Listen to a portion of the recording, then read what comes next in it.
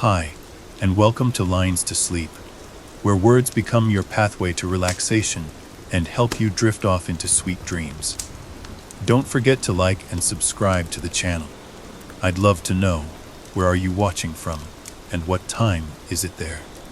Find your comfort, let go of the day, and let's begin this journey together now. I remember the day I first arrived at Whisper's house, as though I'm still standing in its driveway, staring up at the towering Victorian front. The place felt suspended in time, its gingerbread trim peeling, its shutters loose and creaking in the breeze. Even the air around it seemed heavy, pressed down by old secrets. I hadn't wanted this inheritance, yet here I was, key in hand, unsure if the gloom settling over me was my own grief or something the house exhaled like a sigh. I'm Eleanor Hart, a writer by trade. Or at least I used to be, before my mind seized up under the weight of my sister's death. Amelia died under circumstances I still can't piece together, and that loss had shut me down, creatively and otherwise. Now I'd inherited this sprawling estate from Aunt Lenora, a relative I hardly knew. Rumors surrounded Whisper's house. Stories about hauntings, curses, strange tragedies that plague anyone connected to the Hart name. I dismissed those tales as local folklore. But the closer I got to the property that day, the more I felt them pressing in on me, like warnings carried on the mist. I can't say I believed in ghosts, not then. My world was built on stories and imagination, but I prided myself on controlling the narrative. Here, stepping onto the gravel with my suitcase in tow, I felt narrative slip away, replaced by a silent dread. My car engine ticked behind me, cooling in the damp air. The old oak by the porch cast a knotted shadow across the entry steps. Aunt Lenora's legal papers insisted the house was mine. Mine to do with as I pleased. Do I please to stay? I remember thinking. The question was rhetorical. I had nowhere else that felt welcoming, no safe haven from the memory of Amelia's final days. Maybe isolation in this monstrous old mansion would shock my creativity back to life. Or maybe it would bury me. I climbed the porch steps, each board protesting under my weight. The front door towered above me, etched with patterns reminiscent of swirling vines. A tarnished brass knocker stared at me like a menacing eye. My heart pounded as I slid the heavy key into the lock. The door resisted a moment, then relented with a groan, opening onto a dark foyer. My phone's flashlight cut through dust motes floating in the stale air. Silence engulfed me, so profound it almost echoed. Inside, the floor was covered in a film of dust. No caretaker had visited in ages, it seemed. Rows of tall windows lined the corridor, their curtains drawn. Wallpaper peeled in corners, revealing water-stained plaster. I whispered a hello, as if expecting an answer, but the house remained mute. At least, that's what I told myself. Yet something about that hush felt alive, as though the house observed me from every shadowed corner. I found a light switch in the foyer, flipping it in vain. No response. Of course. I'd have to see if the electricity still worked in any part of the estate. My own breathing sounded unnaturally loud, so I forced myself to move. Footsteps echoing on the dusty hardwood deeper into the gloom. On the left, I spied a wide archway leading to what I assumed was a grand parlor. The darkness there felt oppressive, so I pressed on down the main hall, the staircase at its far end. The banister was a masterpiece of old craftsmanship, intricate carvings winding up toward the second floor. My flashlight revealed a heavy layer of dust on each step, confirming this place had been abandoned for a while. Aunt Lenora's presence, if she'd truly lived here, was nowhere in sight. My stomach twisted. I realized I knew almost nothing of her final days. Why had she left the house in such disrepair? And why had she chosen me as its heir? I lugged my suitcase up the stairs, heart pounding. The hallway above was lined with portraits, the faces of long, dead hearts glaring down in the flickering light from my phone. Their eyes seemed to follow me, expressions tinged with sorrow or reproach. One painting in particular caught my attention, a stern-faced man with deep-set eyes, the plaque reading Edgar Hart, 1855-1906.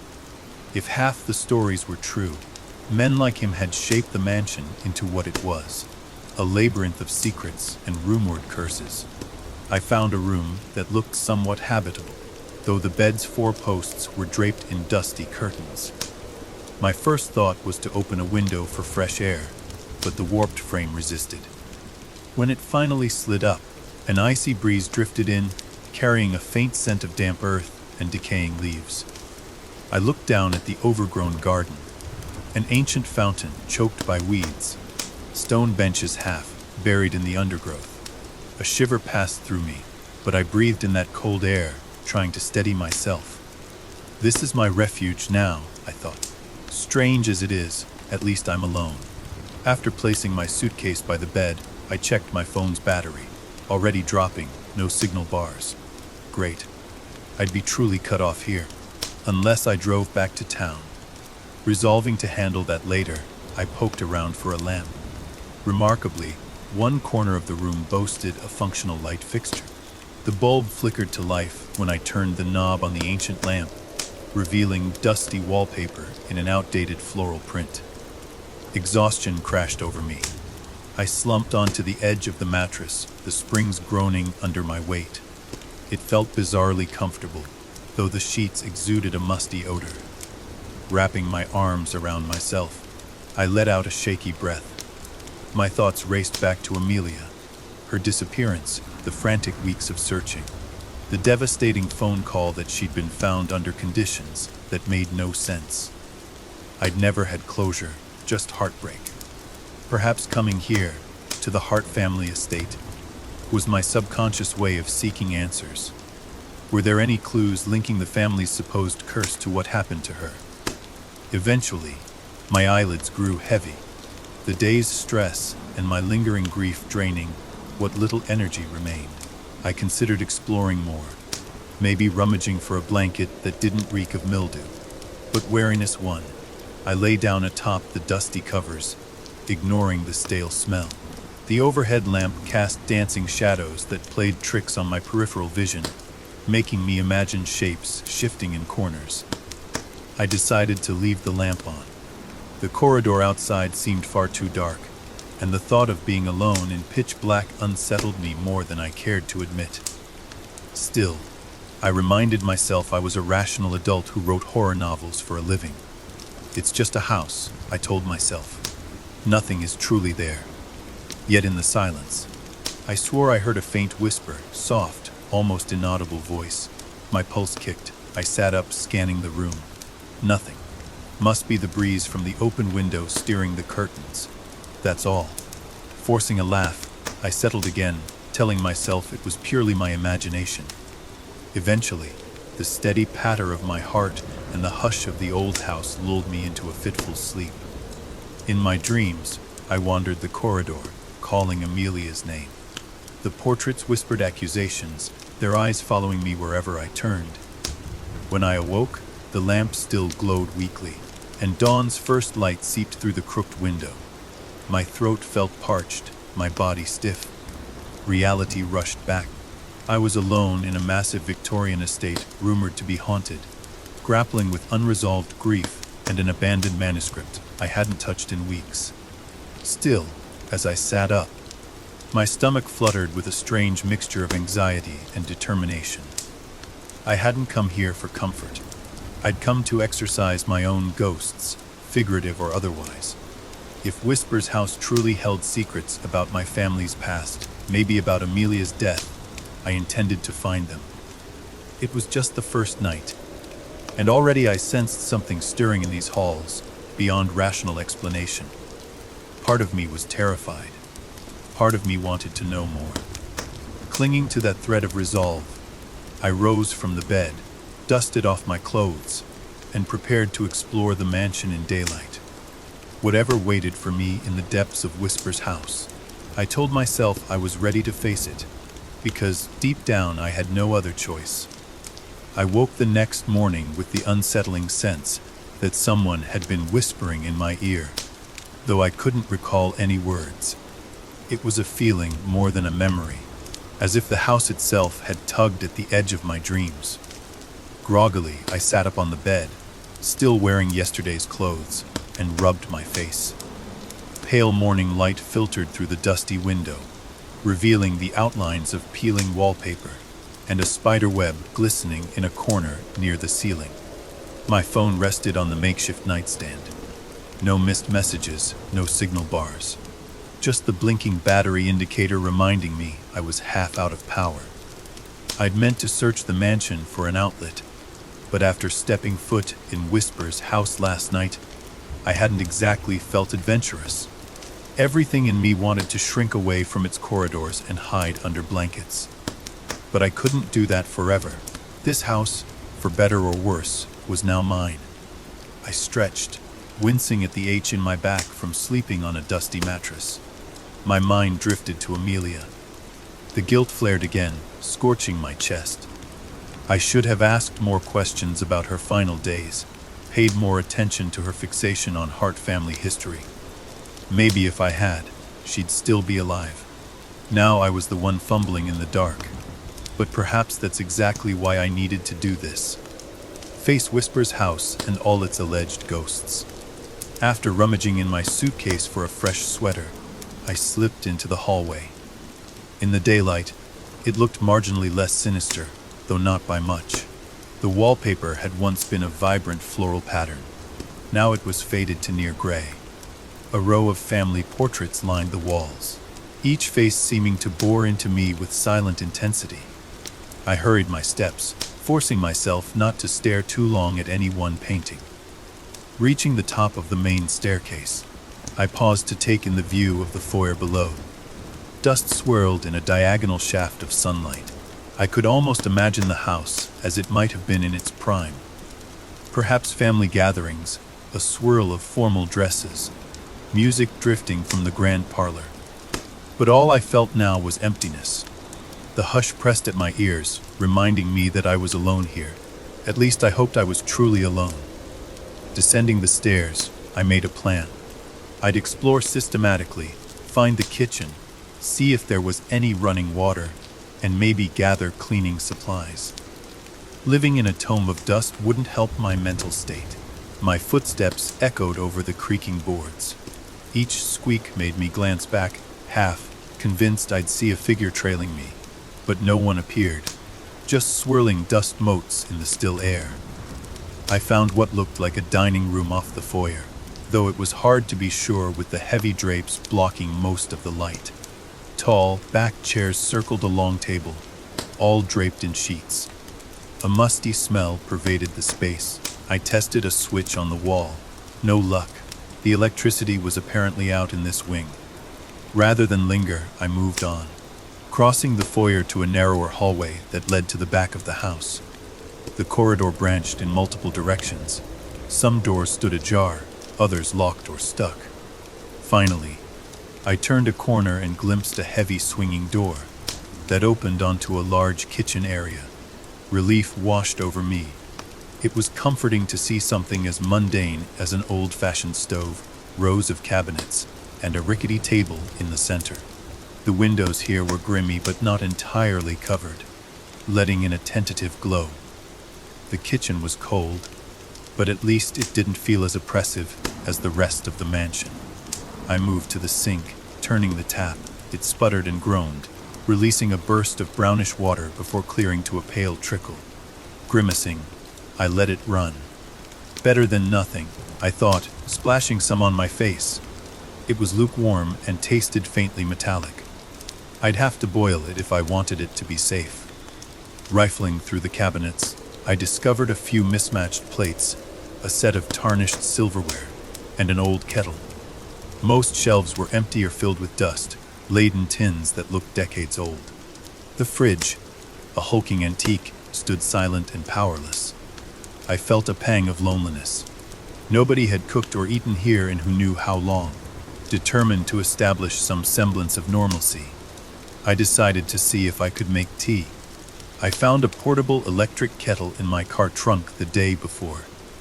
Something I'd brought thinking the house might be half functional. After collecting it, I plugged it into a strangely modern outlet near the kitchen counter. To my surprise, the little light blinked on. There was electricity, at least in this part of the house. While the kettle heated, I poked around the adjacent pantry. Dust coated every surface, cobwebs stretched from corner to corner.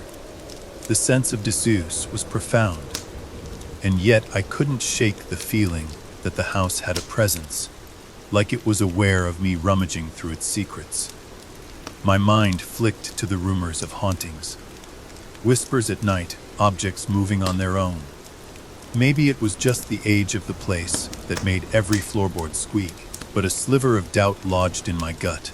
Am I truly alone here? The kettle whistled shrilly, snapping me out of my thoughts. I poured water into a chipped mug, dropping in a tea bag from my stash. The steam rose, warming my face. I cradled the mug, sinking onto a dusty stool. The silence pressed in, my heartbeat loud in my ears.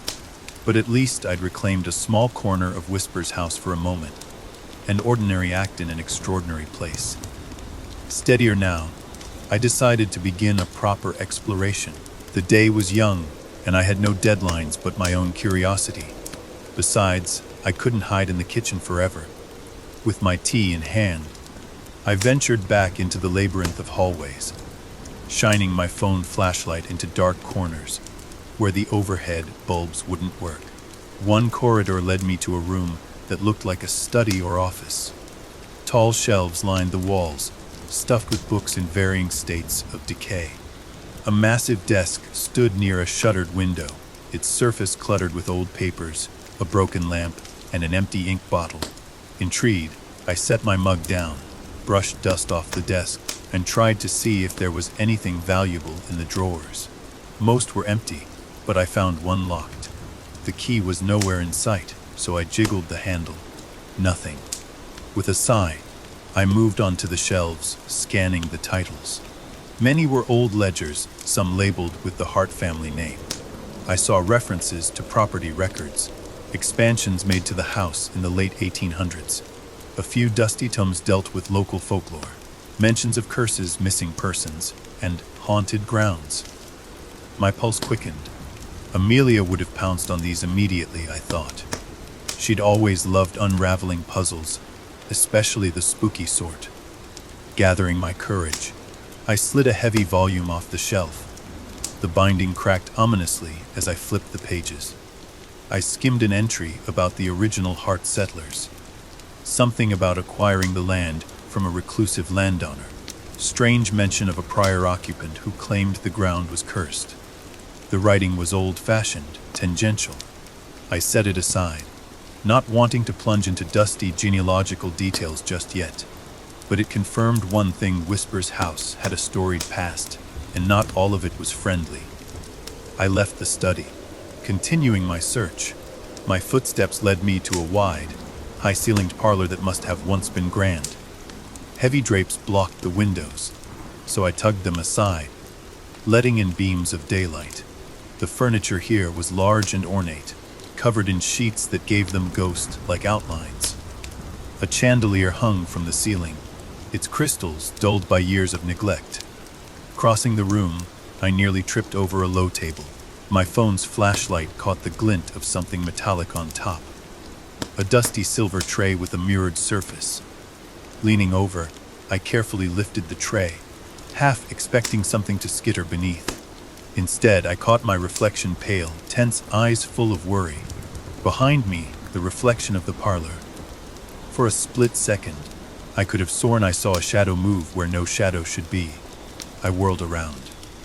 Nothing, just the silent, sheet-draped furniture. My heart hammered. Calm down, Eleanor. I told myself it's your imagination. But the sense of being watched refused to disperse. Near midday, I found my way back to the main foyer. The dust and dimness were starting to wear me down. I needed fresh air, and maybe to see if leaving the house for a bit would quell my anxieties. Before stepping outside, I decided to open the large front windows, hoping to air out at least some of the musty stench. Tugging at the old latch, I managed to swing one window open a crack, letting a waft of cooler air in. The yard beyond was overgrown, shrubs tangled, the tree line thick with pines and oaks. I wondered if the rumors about the surrounding woods being haunted were also part of the local lore. Deciding to press my luck, I ventured onto the wraparound porch. The boards creaked ominously. A short flight of steps led me into what might have once been a manicured garden. Now, it was a wild tangle of weeds. Broken statues and a dry fountain peeked through the greenery. I circled around, trying to get a better sense of the estate's size. From this angle, Whisper's house looked even larger, multiple wings, gables, a turret. The architecture was breathtaking, its decayed splendor. I felt a pang of something. Admiration, maybe sadness. So many rooms, so many lives once lived here. Now only the echoes remained. As I poked around a side path, I noticed a shape near the hedges. A figure crouched low, seemingly tending to the plants. My pulse raced. I wasn't aware of any groundskeeper or caretaker. Instinctively, I stepped back, nearly tripping over a loose rock. The figure heard the commotion and turned. A man, middle-aged, wearing boots caked in mud. He rose slowly, brushing dirt from his hands. "Hello," I called, forcing my voice to stay steady. I was relieved and anxious at once. Had my aunt employed someone I didn't know about? The man gave a half nod, studying me with a guarded expression. "You must be Eleanor Hart," he said. "I heard someone arrived at the house." He introduced himself as Marcus, the gardener, or at least, that's the role he told me. He'd been tending parts of the estate for some time, though he was vague about the details. Relief warred with skepticism in my chest. Where was he last night? I wondered. "I didn't realize there was anyone else here," I said. He shrugged. "I come and go. The place mostly keeps itself," he replied cryptically. Something in his tone was cautious, as though he wasn't sure if he should trust me either. We stood in awkward silence a moment, the afternoon sun glaring down on us. He mentioned he'd known Aunt Lenora briefly, but not well. Then he asked if I planned to live in the house or sell it. I admitted I wasn't sure. Before we could delve deeper, he glanced at the sky, muttered something about the weather, and excused himself, disappearing toward an overgrown path behind the hedges. It was such an odd encounter, leaving me with more questions. If he was just a gardener, why was he so evasive? Shaking off the uncomfortable feeling, I returned to the house, deciding it was time to properly explore the second-floor rooms in daylight. Maybe I'd find a study or library with more direct records. After all, Aunt Lenora must have left behind personal documents, diaries, something that explained why she bequeathed this estate to me. Climbing the main staircase again, I allowed myself a closer look at the portraits. Faded nameplates identified Harts across generations: Edgar, Beatrice, Lillian, Cornelius. Some names repeated in different centuries. The family was large, but tragedy seemed to stalk them. I recalled hearing that many died young or disappeared under mysterious circumstances. My father had never wanted to discuss it. No wonder, I thought, pressing a palm against one particularly austere painting. It depicted a woman in a high, colored dress with piercing eyes. The plaque read, "Lenora Hart, Mistress of Whisper's House." I shivered, realizing this was my aunt, looking younger, eyes fierce. I'd never seen her quite that way in real life. I tried a few closed doors along the second-floor corridor. Most were unlocked, revealing dusty bedrooms in various states of disuse. One door, at the end of the hall, was locked, though the knob refusing to budge. I remembered overhearing family rumors about rooms best left sealed. Could this be one of them? I jiggled the handle again, no luck. A wave of curiosity mixed with apprehension. "I'll figure this out later," I told myself. Eventually, I found the library. It was by far the grandest room I'd seen yet. Floor-to-ceiling shelves packed with books, rolling ladders to reach the highest ones, and a stained, glass window that cast shifting colors across the dusty rug. My heart quickened at the sight. I've always loved libraries. and this one felt like stepping into a forgotten treasure trove. Approaching a shelf, I ran my fingers along the spines, stirring motes of dust. Titles ranged from classic literature to obscure treatises on folklore, local history, even occult practices. My breath caught at the spines labeled Heart Family Records and Ritual Observations. The cynic in me scoffed, but the part of me desperate for answers seized on them. Maybe these old texts held the key to understanding why Amelia had died so mysteriously, why Aunt Lenora had hidden herself away. I dragged a small step ladder over to scan the higher shelves. A thick tome caught my eye, Tragedies of the Hart Family. The title was lettered in gold, ironically regal. Carefully, I pulled it free, nearly toppling off the step as it was heavier than expected. Settling onto a dusty armchair near the stained glass window, I opened it. The pages were old, some so fragile they threatened to tear at the slightest touch. The first few entries were genealogical charts, births and deaths meticulously recorded. My eyes skimmed the lines. So many children lost to illness, spouses claimed by freak accidents, a pattern of tragedy that spanned generations. Flicking forward, I saw entire sections dedicated to rumors of curses, references to a malevolent presence, cryptic notes about hidden rooms and ceremonies. A chill traveled down my spine. I'd grown up hearing only fragments. The Hart family has bad luck, but this was far more sinister than bad luck. I turned a page labeled 1889. The missing child.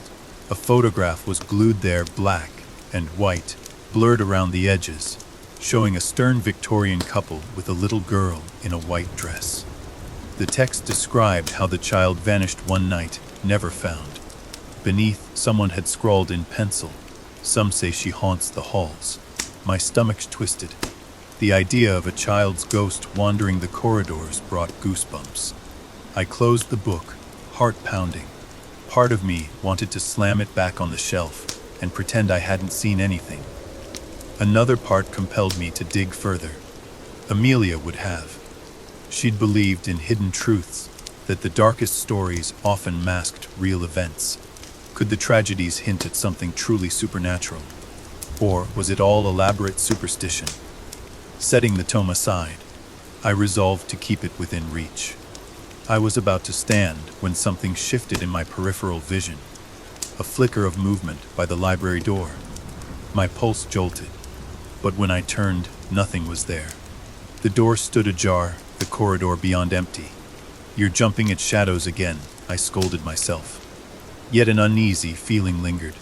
Fatigue gnawed at me, but curiosity overruled it. I spent the next hour combing through more volumes. One titled Local Legends of Ravenwood County chronicled sightings of ghostly apparitions around the estate, accounts from neighbors who heard chanting in the woods at night. Another referenced the caretaker's role in managing the house's unusual phenomena. That piqued my interest. Did that mean the gardener, Marcus? Was he part of some caretaker tradition? A line in that book read, "The caretaker line is rumored to hold knowledge of the estate's secrets, passed down through generations. Their duty is hush-hush, ensuring the house's burdens remain contained." My breath caught. It sounded half conspiratorial, half whimsical, but it aligned eerily with the vibe Marcus gave off. Guarded, almost resigned. I jotted notes in a small notebook I'd brought, fighting the trembling in my hands. If there was a caretaker tradition, that meant Aunt Lenora might have interacted with them, learning about the house's burdens. Is that why she left me the property? I had no idea, but the deeper I delved, the more I sensed a pattern the Hart family built or expanded Whisper's house over generations, each adding secret rooms, new wings, as if they were trying to contain something or hide from it. The day wore on, and my stomach eventually reminded me I hadn't eaten. My watch read nearly 2 p.m., though it felt later in the gloom. Stretching, I placed the books carefully back on the shelves, except Tragedies of the Hart Family, which I tucked under my arm. If I was serious about solving this puzzle, I'd need that as a reference.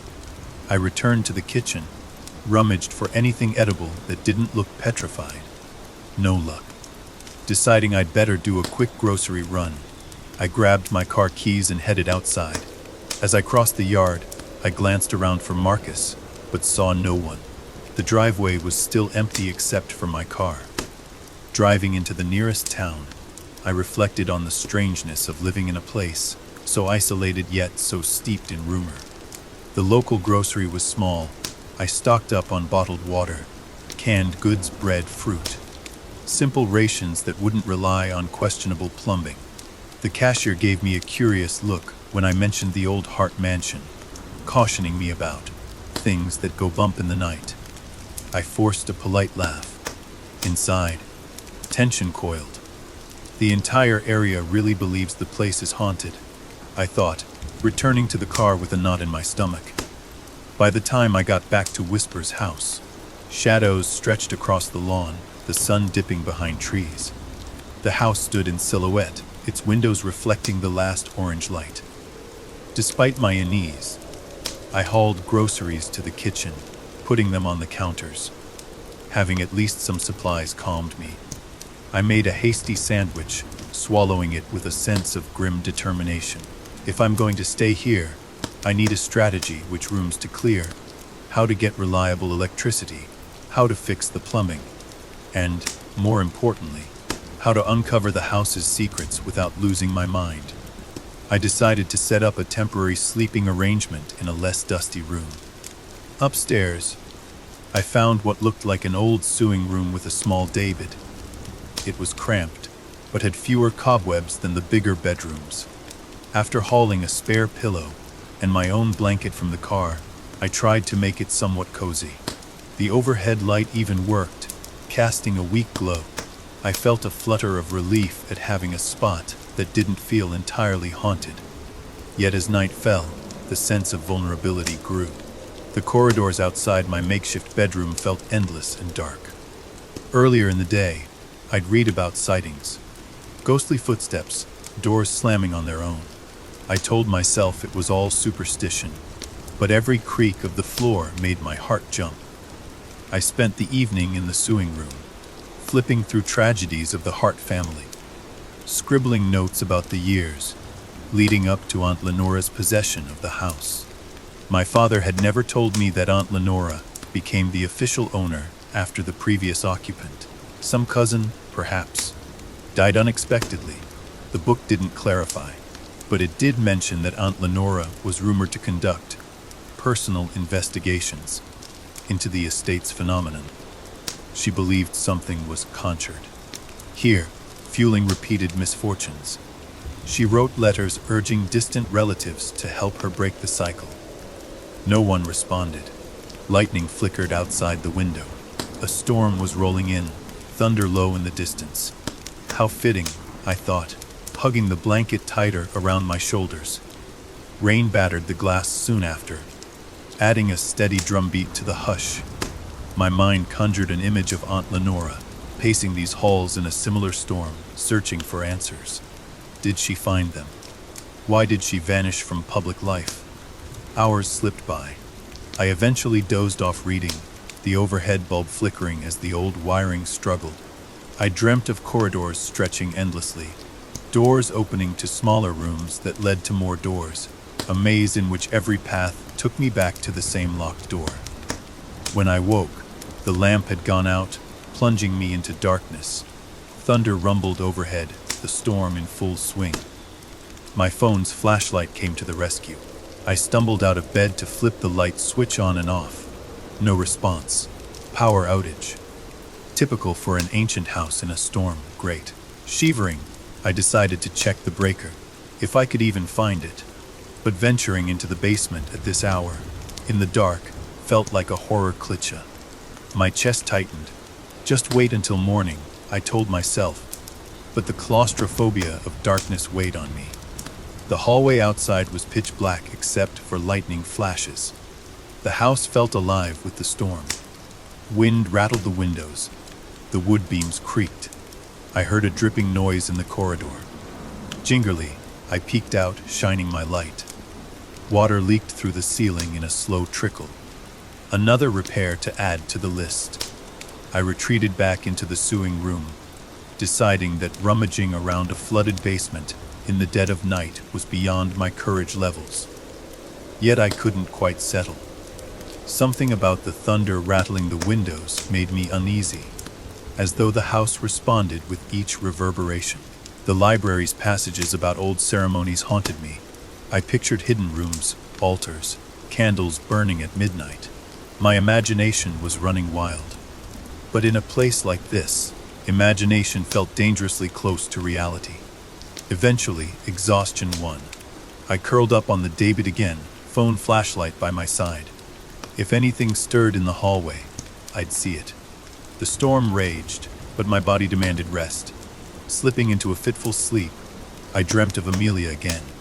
This time, she stood at the top of the main staircase, calling my name in a whispered voice that barely rose above the thunder. I approached, wanting to tell her how sorry I was, but every time I drew close, she faded into the shadows. When I jerked awake, dawn light was creeping under the door. The storm had passed, leaving a gray hush in its wake. My phone battery hovered at a dismal 10%. Fantastic, I thought wryly.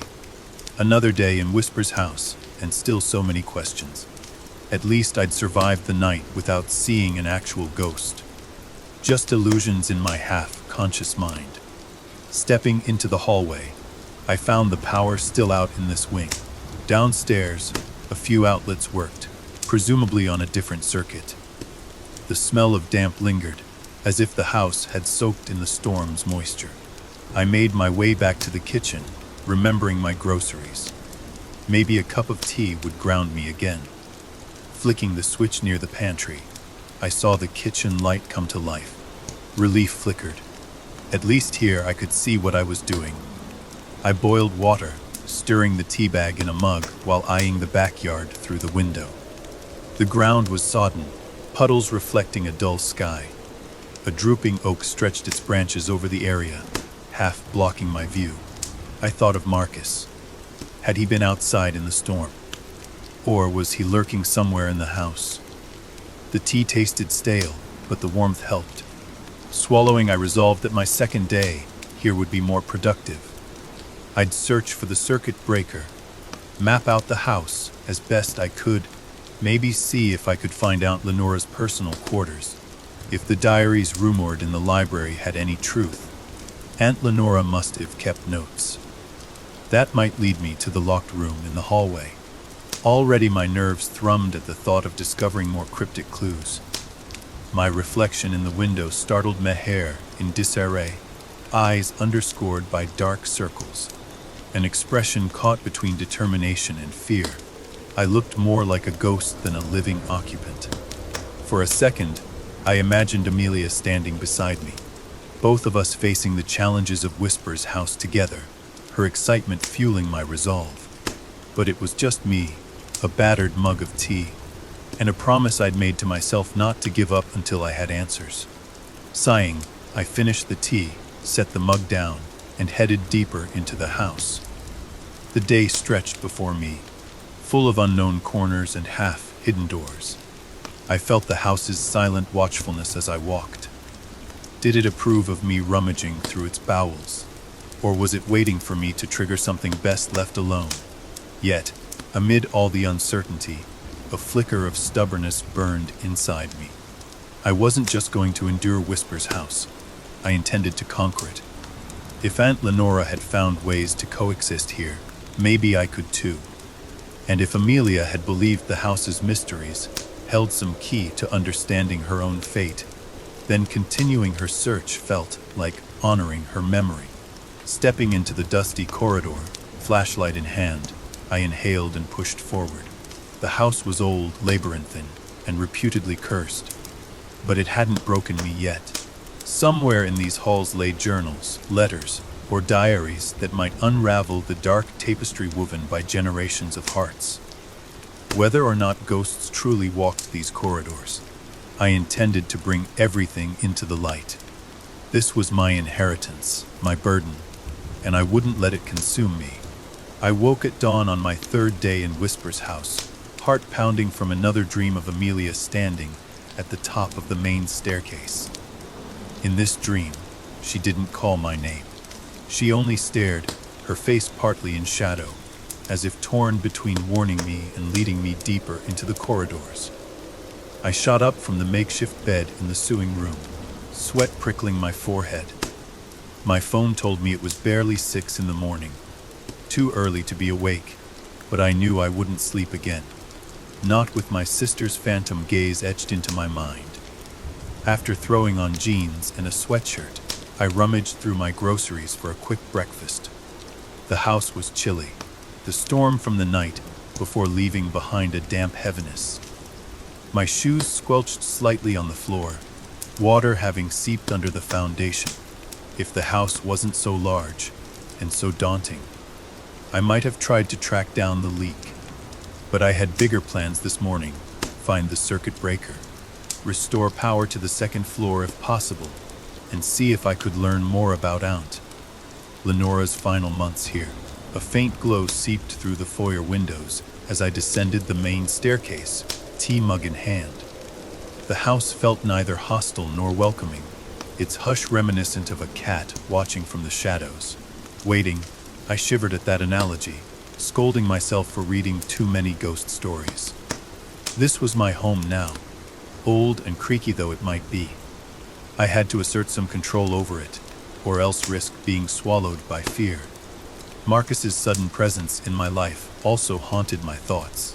He'd introduced himself as a gardener, but the more I reflected on his guarded tone, the more I suspected he knew details he wasn't sharing.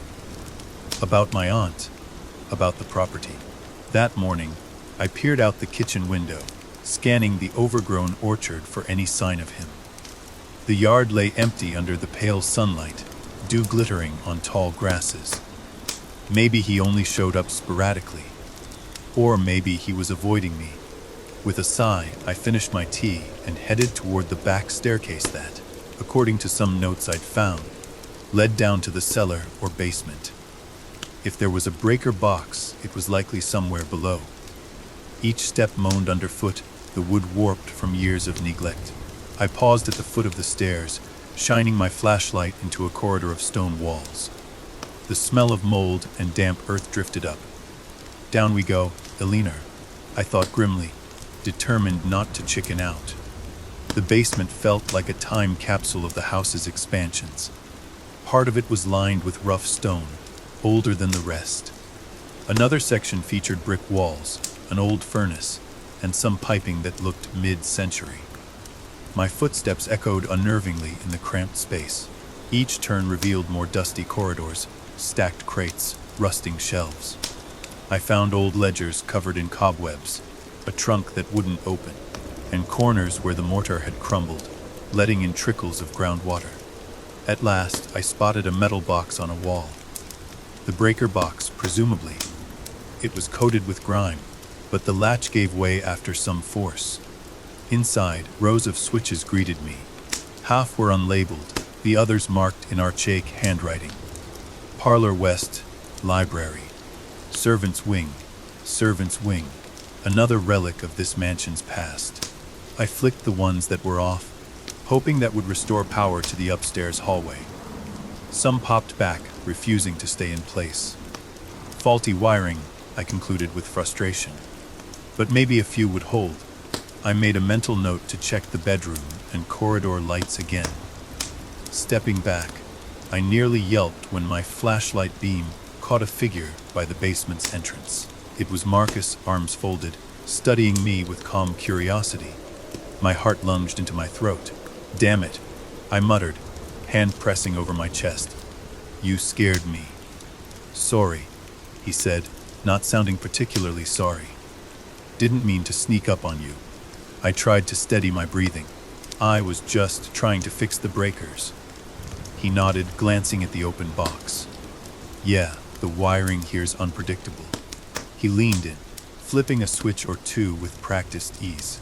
"Might hold for a while, but these circuits blow easily." I swallowed my lingering nerves, forced a small smile. "Thanks for the help. I was beginning to think you were a ghost yourself." You appear and vanish so quietly. A faint chuckle escaped him. Old habit. My father taught me to move softly around the estate. It's easy to disturb things if you're loud. That comment piqued my curiosity. Disturb what? He shrugged, eyes sliding away. Wild animals in the orchard, I guess. The local environment. He cleared his throat. Anyway, why are you rummaging in the basement? You could have asked me first. I bristled at his tone. I own the place, remember? I need functioning lights. He raised an eyebrow, then gave a slow nod of acknowledgement. Fair enough, apologies if I sounded pushy. I guess old habits die hard. An awkward silence followed. Eventually, he asked if I'd slept well, as though the caretaker of the property might. I debated telling him about the storms, the dreams, but decided not to.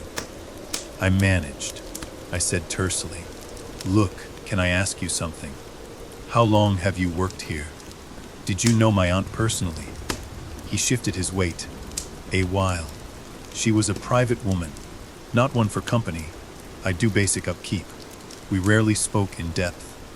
I none answer. Disappointment tugged at me, but I saw no point in pressing him if he wouldn't open up yet. "Well, thanks for the tip on the breakers. I'm going to see if the second floor has power now." He nodded, stepping aside to let me pass. Before I climbed the stairs, I caught him eyeing the battered trunk in the corner. For a moment, his gaze held a flicker of something. Recognition, worry, I couldn't tell. Then he schooled his expression, and I continued up. In the corridor on the second floor, a single overhead bulb now flickered weakly. It was better than total darkness. I exhaled relief, proud of my small triumph. "Take that, you monstrous old house." I tested the locked door at the far end of the hall, curiosity gnawing at me. Still locked. The doorknob refused to budge. Why keep one bedroom sealed? The idea that something might be hidden behind it both thrilled and unnerved me. If I could find a skeleton key or break the lock, would I discover more diaries or something far worse? Unable to do much without tools, I left it for later. My next stop was the library, where I intended to continue rummaging through old documents in search of Aunt Lenora's personal diaries. The overhead lights sputtered to life there, revealing dusty shelves in sharper clarity than my flashlight had. Multi-colored reflections from the stained glass window danced across the floor. I inhaled the musty book scent, simultaneously drawn to and repelled by the volumes that had hinted at so many tragedies. Settling into a worn armchair, I pulled a stack of tomes onto my lap, scanning spines for references to my aunt's era, late 20th century. Most of the library's books seemed older, but one shelf, more contemporary, held battered binders and ledgers presumably updated by the family over the decades. I spotted a binder labeled House Maintenance 1975-1990. That time frame might align with my aunt's arrival. Carefully, I opened it, flipping through yellowed pages, receipts for roofing work, notes on rewiring attempts, vague mentions of structural anomalies. A typed note from 1983 read, "Rot in the cellar walls. Caretaker refused to fix. Fears disturbing something." That gave me a jolt. Fears disturbing something. I pictured the caretaker refusing standard repairs because of superstition, or maybe knowledge that the basement was no ordinary space. My mind leapt to the trunk I'd seen, the references to old rituals. Amelia would have devoured these clues. I added a scribbled note in my own notebook. "Cellar repairs 1983 caretaker fear. Why?" Then I set the binder aside, frustrated that it ended with no dramatic revelations. I next examined a set of battered folders on a lower shelf. Most were disorganized, stuffed with letters and random scraps. One letter, dated 1979, caught my eye. "Dear Mems.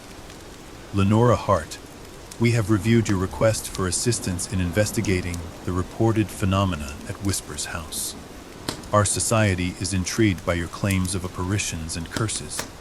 However, we require further documentation before dispatching our team. Please respond with additional specifics, including recorded evidence if possible." It was signed by some paranormal studies group from another state. My aunt had apparently reached out to them about the house's hauntings. So she really did try to get external help, I thought. Then, apparently, she never followed through or changed her mind. Another letter from the same group, months later, showed confusion about her lack of response. Possibly, something had frightened her off, or she'd discovered something on her own and no longer wanted outside involvement.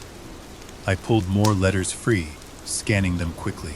Mentions of locked rooms, night terrors, a caretaker named Marcus Sterling. Wait, that name yanked me upright. Marcus.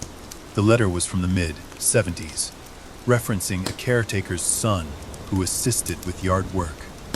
That would place him at an older age than the man I'd met. So maybe my current Marcus was a descendant of that caretaker line, or possibly the same man if the timeline made sense. My mind reeled.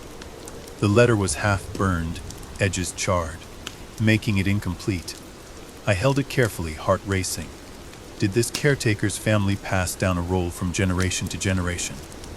Suddenly, the overhead light flickered ominously, a reminder of the house's unstable wiring or some intangible presence. I placed the letter aside, swallowing a surge of paranoia. Focus, Eleanor. Keep searching. If Marcus was part of a family caretaker line, that might explain his knowledge and evasiveness. A noise in the corridor made me jump, a soft scraping, like footsteps or dragging cloth. I froze, listening. The library door was slightly ajar, allowing me a sliver view of the hallway. The scraping sound came again, closer. My grip tightened around my flashlight. Am I alone? Gathering my nerve, I rose and tiptoed to the doorway, peeking out.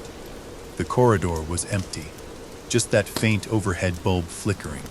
Yet the sound continued, as if from the direction of the locked door. Could Marcus be trying to get inside? Or was it something else entirely?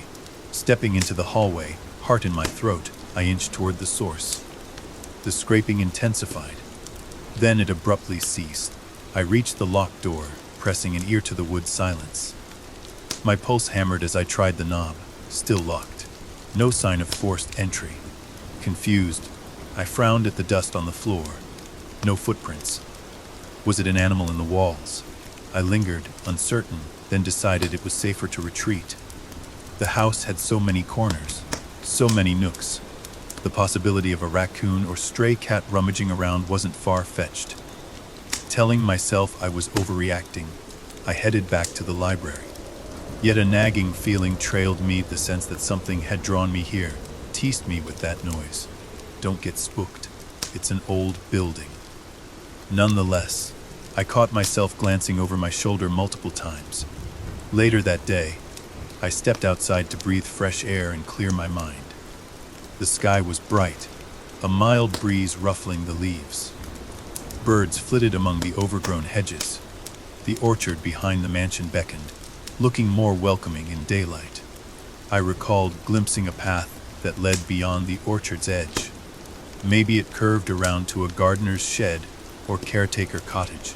Deciding a walk might help me gather my thoughts, I headed across the lawn. Weeds tugged at my ankles, the air smelling of damp earth and greenery. Following a faint footpath, I discovered a small greenhouse, its glass panes mostly intact though covered in grime. Inside, rows of withered plants sat in old pots, some tables strewn with tools. A few hand-painted signs indicated someone once cultivated herbs or flowers. My chest clenched with a bittersweet ache. Was this Aunt Lenora's attempt at normalcy? Or had another caretaker once nurtured these plants? Continuing further, I found a modest wooden cottage nestled behind a stand of apple trees. Smoke curled from its chimney. So, someone's home, I realized. Possibly Marcus. The structure looked old but habitable, with a porch sagging under the weight of stacked firewood. Unsure whether to approach unannounced, I hovered at the edge of the orchard. Then, deciding to be bold, I walked up to the cottage and knocked lightly on the door. Marcus answered, wearing that same stoic expression. A faint surprise flickered in his eyes at seeing me.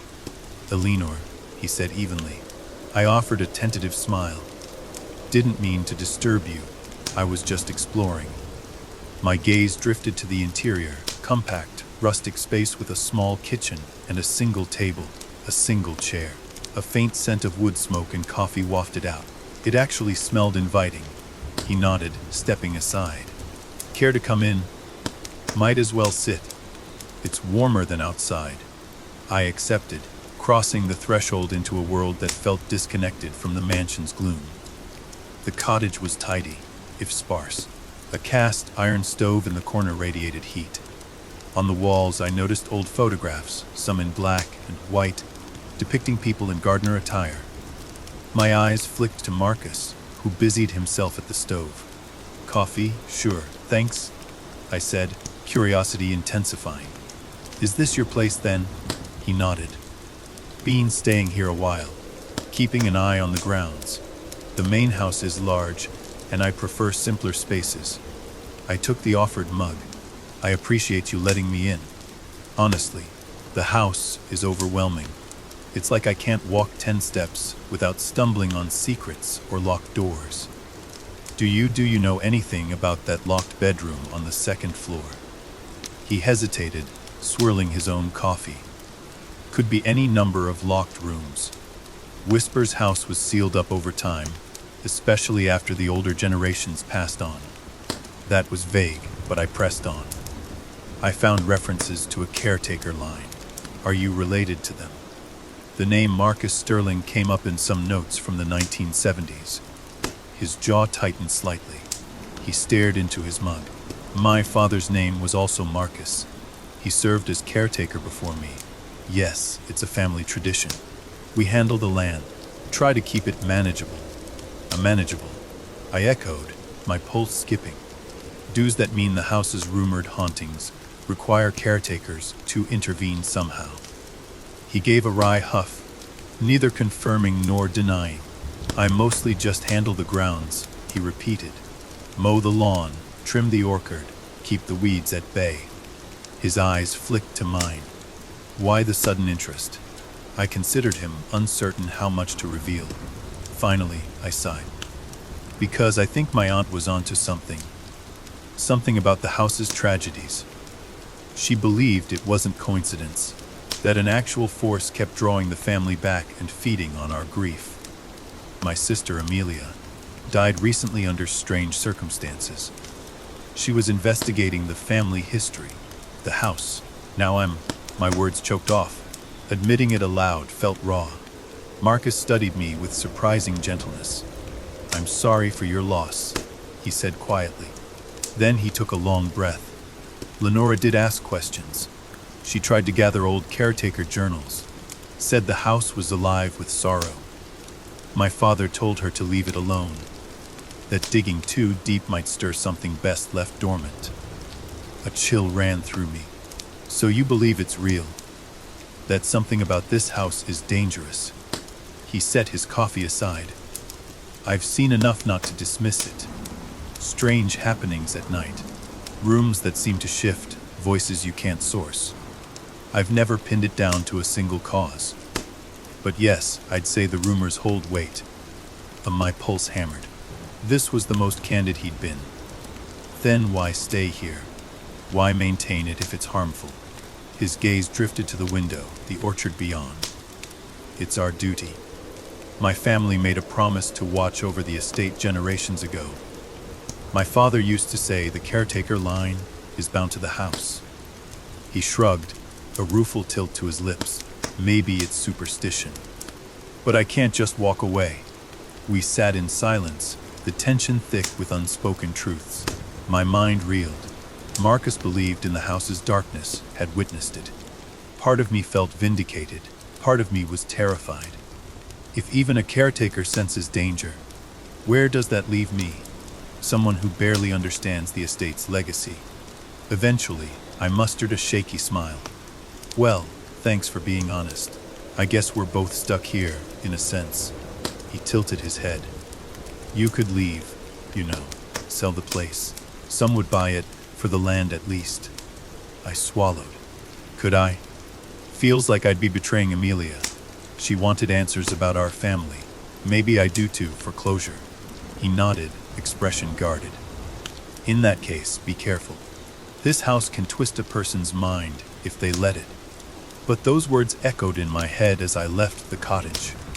Outside, the orchard rustled in a mild breeze, sunlight catching the apples overhead. It felt momentarily tranquil, belying the mansion's ominous aura. If I let the house twist me, how far would it go? I resolved not to let fear rule me. But I couldn't deny it. Every moment in Whisper's house, I felt a creeping sense that something watched, waiting for a slip. Over the next week, I established a tentative routine.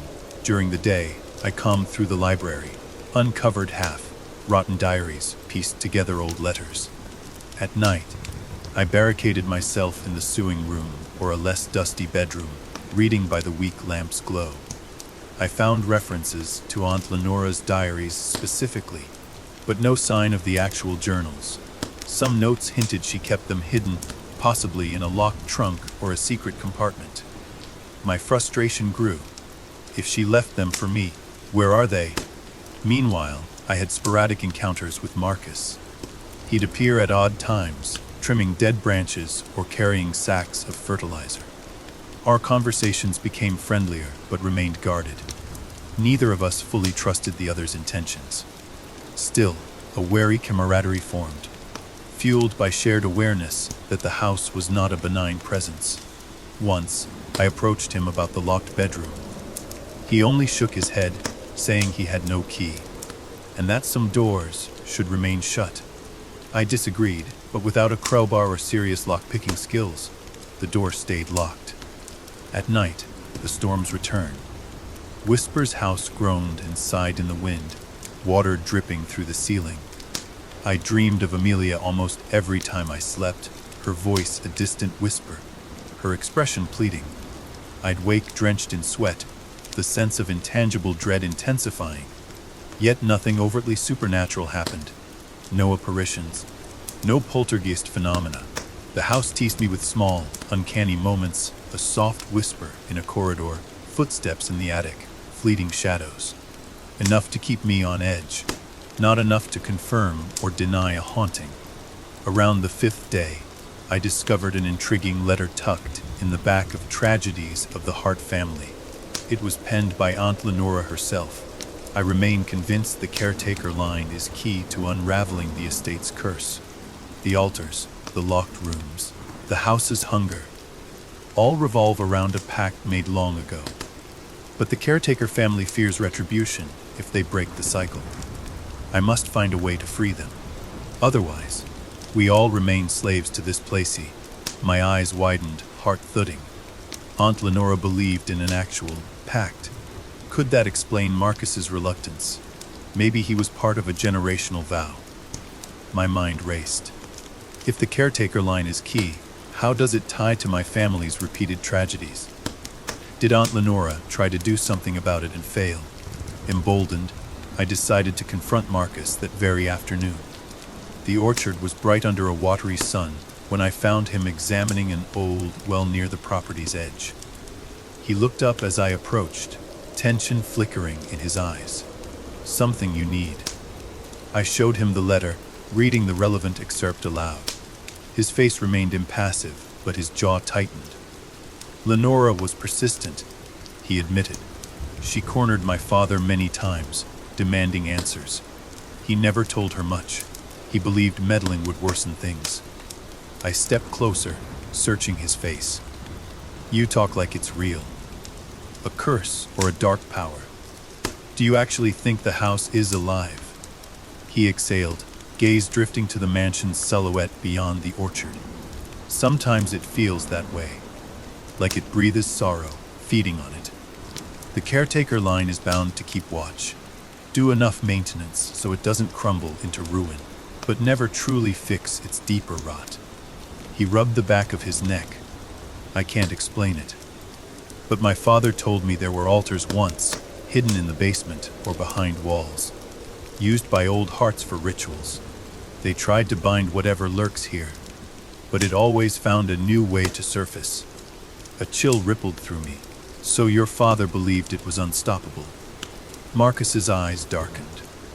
He believed tampering was dangerous. That's all I know. My frustration flared. Then what am I supposed to do? Just live here and hope it doesn't devour me. His gaze flickered with sympathy.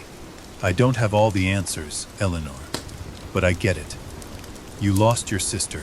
You want closure. Maybe it's worth searching deeper, but be cautious. The house doesn't like intruders rummaging in its secrets. People vanish or lose themselves, or worse. I stared at him, throat tightening.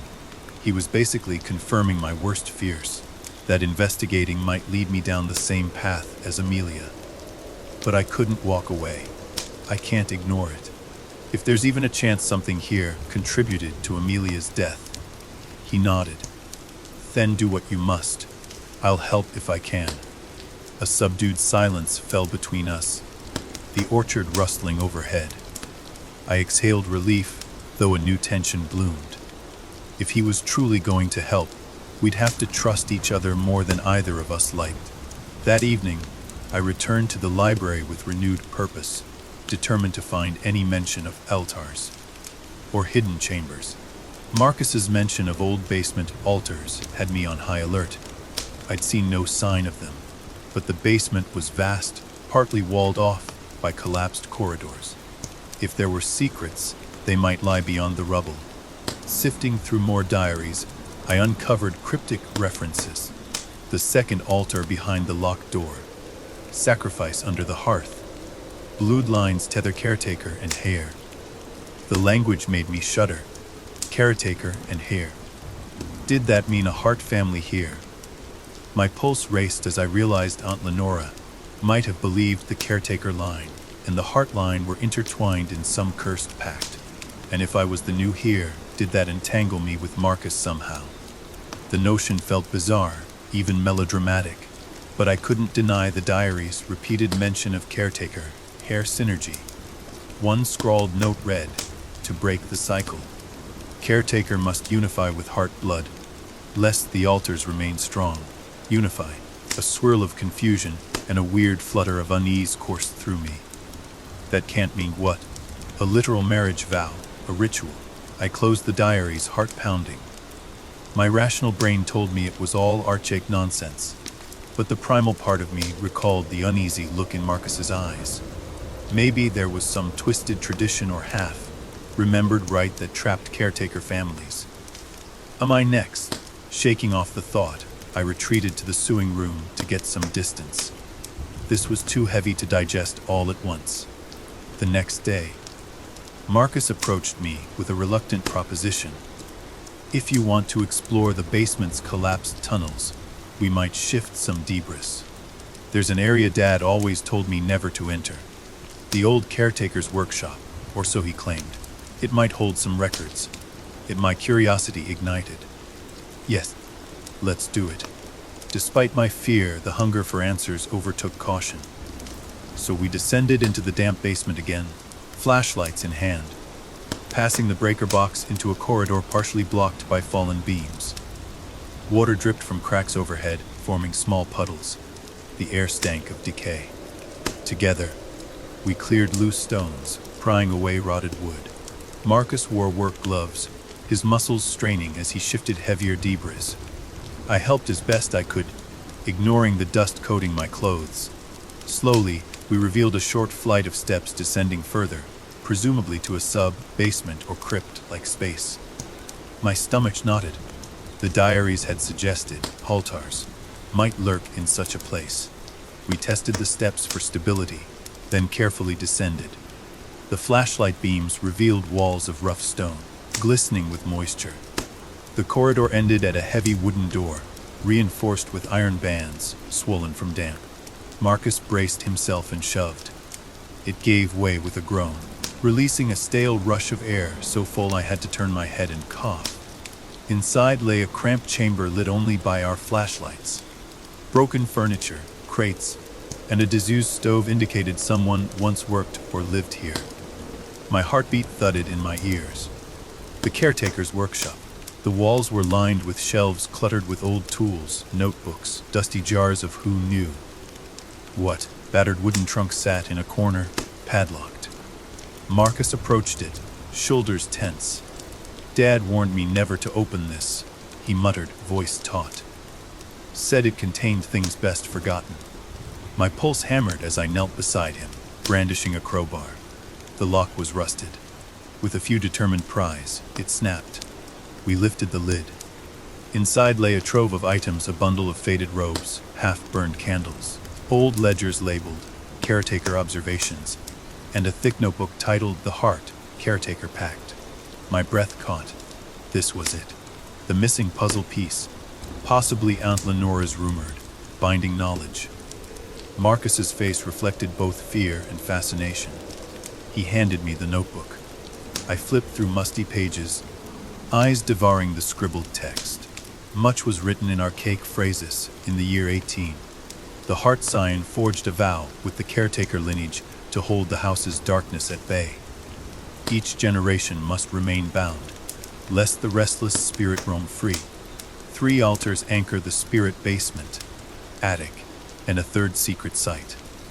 The caretaker's blood and the heart's blood are key to sustaining or breaking the bond. I swallowed hard. Here it was spelled out. The diaries didn't exaggerate. The house had these altars, presumably set up by earlier hearts to contain a malevolent force. The caretaker line stayed to maintain them. If the altars were neglected, or if caretaker and heart sign tried to break the bond, something catastrophic could happen. Another passage read, "Should the altars fail, the entity feeds upon the living, drawn especially to sorrow. Each tragedy strengthens it. Only by unifying caretaker and heart sign in a ritual vow can the altars be purified or destroyed. Otherwise, the cycle continues." My knees felt weak. Unify caretaker and sign. I shot a glance at Marcus, my chest fluttering with panic. He looked equally shaken. Destroy or purify the altars. This was no idle ghost story. Someone wrote these instructions in earnest. We rummaged further, finding references to altars deep in the basement, behind locked doors, or hidden behind false walls. Another mention of an attic altar. My mind reeled. The diaries said something about locked rooms containing altars. If these still exist, they might be fueling the house's malevolence. My sister's death, was it linked to these altars? Marcus's voice cracked softly. If this is true, then everything Dad told me about not meddling, maybe he was just scared. The altars could still be intact. My thoughts churned. It mentions a vow or ritual to break the cycle, but it also warns that failure might unleash something worse. We both stared at each other in the dank workshop, the weight of centuries pressing in. In that moment, I realized how deeply our fates were entangled. I was the heart heir, Marcus the caretaker's descendant. Were we expected to do some archaic ritual together? The idea was simultaneously terrifying and oddly resonant. If the house truly thrived on our sorrow, maybe we could end it. But at what cost?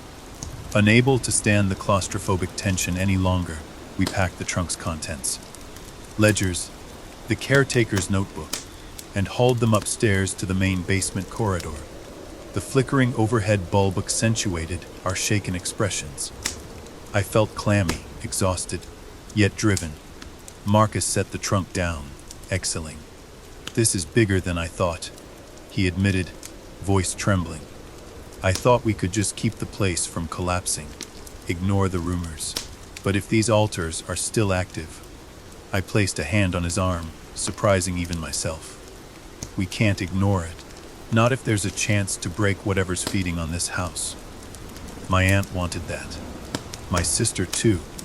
He closed his eyes, nodding. "I'll help you, but we must be careful. If these altars exist, messing with them might provoke the spirit." That phrase, "provoke the spirit," made my stomach knot. But I nodded. Right now, the alternative is letting the tragedies continue. I refused to let that happen. Though we agreed to meet in the library the following morning to decipher the caretaker notebook in detail, locate the altars, and see if we could devise a plan. For the rest of that evening, a sense of heightened awareness gripped me. Every shadow in the corridors felt charged. As if the house sensed our discovery, I half expected walls to shift or doors to slam, but the house remained silent, watchful. Alone in my sewing room sanctuary that night, I read through the caretaker notebook by lamplight. It described specific rituals, lines of Latin, references to consecrating blood, instructions to open or seal altars. The language was archaic, some parts barely legible. A repeated phrase chilled me: sorrow is the key. The spirit feasts on it, the vow must starve it. If sorrow was indeed the house's energy source, then all the tragedies in my family made horrifying sense. Generations of heartbreak fueling a hidden presence. Amelia's death might have been just another link in that chain. My thoughts drifted to Marcus, our reluctant partnership. Could we truly stand against centuries of oppression? The caretaker's vow said we had to unify, but in what manner? My cheeks heated at the notion of a ritual vow. I tried to rationalize it. Maybe it was symbolic, a formality. But the diaries implied deep significance, possibly a sacrifice. Fear gnawed at me. I can't handle more death, not after Amelia. Morning came with bleak gray skies. Rain spattered the windows, a steady drizzle that turned the ground soggy. Marcus and I convened in the library as promised, spreading the caretaker notebook and diaries across a table. Our coffee mugs steamed in the cold air. Thunder rumbled faintly, promising another storm.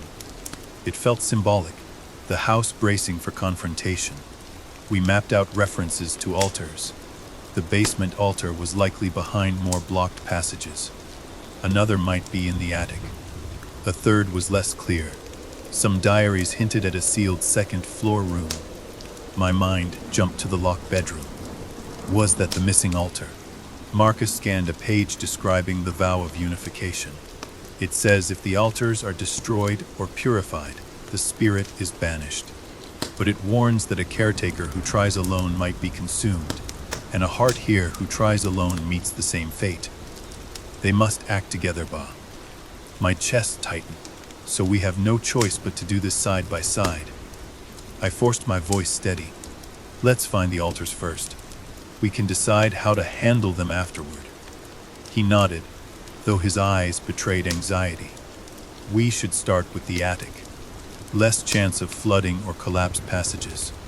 If there's an altar there, maybe it's the easiest to approach. Together we navigated the creaking attic stairs, flashlights revealing dusty rafters and cobweb-laden beams. The attic was massive, cluttered with crates, old trunks, and furniture draped in sheets. I recalled hearing faint footsteps up here at night, a dreaded rumor of spirits. Now I half expected to see a hidden altar in plain sight, but the place looked ordinary in its disrepair. We split up, carefully moving crates aside, peeking behind stacks of furniture. My heart pounded every time I lifted a sheet, imagining a stone altar hidden beneath. Instead, I found musty rugs, broken mirrors, a trove of unremarkable junk. Marcus, rummaging near a far corner, suddenly called out. I hurried over.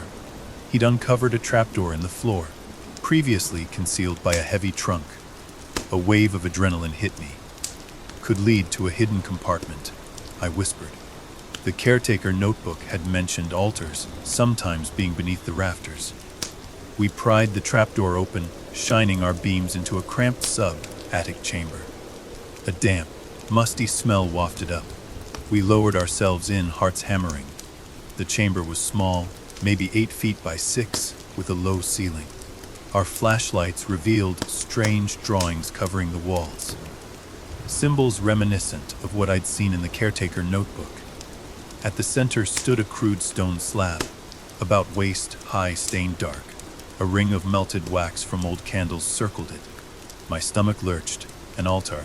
Marcus exhaled shakily, stepping around the slab. His flashlight revealed rusted chains on the floor, attached to iron rings hammered into the stone. This is more than just a table, he muttered. Someone used it for something grim. I felt nauseous. The caretaker notebook had referenced blood sacrifices or rituals to feed or bind the spirit. This stone reeked of old sorrow. I could almost sense the echoes of terrified voices. I had to steady my breathing to avoid panicking. "We found it," I whispered. "One of the altars." He nodded grimly. "The question is, do we destroy it, or try to purify it as the texts suggest?" The caretaker notebook implied both approaches were possible. Destroying the altars might unleash the spirit if not done in the context of the caretaker heart vow. Purifying them required a complex rite. My chest felt tight. We might need to see all 3 altars before we decide. We can't half finish a ritual. The diaries said that could be disastrous. I recalled a line about, "The partial vow unleashes the entity with doubled wrath." That was the last thing we needed. Reluctantly, we backed out of the sub-attic, closing the trapdoor. My mind churned. 1 altar located. 2 more to go. Marcus's expression mirrored my dread. The house had revealed its darkest corners, but we were only at the beginning of a perilous path. Back in the library, we regrouped, flipping through the caretaker notebook for clues on the basement altar. We suspected that corridor near the caretaker's workshop might lead to a sealed chamber. The text described a grand altar overshadowed by the heart of the foundation, referencing ceremonial chains. It matched rumors in the diaries about the basement being the primary site of old rituals. I shuddered at the thought of going deeper into that labyrinth of stone and damp. And then the final one, presumably behind the locked second-floor room. The diaries were contradictory. Some said it was a partial altar. Others insisted it was a site of personal worship. But the caretaker notebook included a cryptic nota. The hidden door behind the bedroom is the final anchor. Blood once spilled there must be cleansed. My mouth went dry. Another mention of blood. The sense of stepping into a horror novel was overwhelming. Marcus rubbed his face. "We should pace ourselves. If we try to open all altars at once, we might risk the spirit lashing out." I shot him a tight look. "Would you prefer to let them sit there, my sister?" My voice cracked. "I need to do this. I can't just coexist with altars that might be fueling the house's hunger." His gaze softened. "I understand. I'm just saying we proceed carefully. This place can sense desperation." But despite the plan to go slowly, we found ourselves restless that same afternoon, heading to the locked second-floor door. The caretaker notebook suggested the final altar might be beyond. We carried a crowbar, determined to break the lock if we had to. The corridor was dimly lit by the flickering bulb we'd restored. My heart raced as we reached the door. The old brass knob sat in an ornate plate, tarnished lion's head motif. I tried the knob once more. No give. Marcus set the crowbar's claw against the frame, glancing at me for confirmation. I nodded, stepping back. With a grunt, he pried at the door. Wood cracked. The lock gave with a jolt. The door swung open, revealing a swirl of stale air and darkness beyond. Flashlights high, we stepped in. A wave of musty odor hit us. The room, though large, felt claustrophobic. Heavy drapes covering windows, an imposing 4-poster bed, a vanity thick with dust. No immediate sign of an altar. I exhaled, half relieved. Then Marcus's beam caught a door at the room's far corner, partially concealed by a folding screen. My nerves spiked. We crossed the floor, the boards protesting. Marcus pushed aside the screen, revealing a narrower door. It opened with a groan onto a smaller chamber, walls lined with old shelves. My flashlight roamed the gloom, landing on a large wooden trunk in the center. The caretaker notebook hadn't mentioned a trunk, but my instincts screamed it was important. Approaching, I noticed dark stains on the trunk's lid. Dried, ancient, the color of rust. My stomach churned. Bloodstains. The caretaker notebook's talk of blood once spilled echoed in my mind. Marcus shifted behind me, tense. Together, we lifted the trunk's lid. Inside lay a tapestry of ominous relics, burned black candles, small jars labeled with unknown substances, a dagger with a tarnished hilt, and a battered leather-bound journal. My pulse hammered. Could this be Aunt Lenora's missing diary? or something older. The cover was unmarked except for a Hart family crest pressed into the corner. Gently, I lifted the journal, turning the stiff pages. It began with neat script, October 1979. I have found the hidden altar in the upper chamber. The caretaker's records speak of a curse bound by blood across generations. I refuse to be a silent victim. If I can break the altars, perhaps I free the family, I gasped. It was Aunt Lenora's diary. My mind reeled, scanning further. Marcus, that the caretaker's son, warned me this was forbidden. He offered some help, but feared retribution. I sensed the house watching, hungering for sorrow. Amelia's mother sensed it too. My chest tightened at the mention of my mother. She died years ago. Never speaking of the estate, this diary was a treasure trove, bridging multiple angles. Aunt Lenora wrote about the second-floor altar, describing it as smaller but potent, fueled by personal sorrow. She apparently tried to dismantle it, but something drove her back. The caretaker line refused deeper involvement. She ended on a note about searching for the basement altar next. Marcus read over my shoulder, brow furrowed. So she discovered the altars decades ago, but she never completed the process. I nodded, stunned. She must have given up or been stopped. Then she retreated from public life, leaving the house to fester. My voice shook with a mix of anger and pity. Aunt Lenora had tried, but the house had, in some way, defeated her. We rummaged through the rest of the trunk's contents. The dagger's blade was etched with symbols, matching the caretaker notebooks. Possibly it was meant for ritual bloodletting or sealing vows. My stomach roiled at the thought. Another find was a small metal container holding brittle pages, scrawled with Latin incantations, references to purifying the altars, invoking the bond of caretaker and heir. The theme was inescapable: unify or remain cursed. Marcus's voice was subdued. Lenora got close. But maybe she didn't have the caretaker's full cooperation. My father was too afraid. I set the dagger down, wiping clammy hands on my jeans. If we want to break this, we can't half-ass it.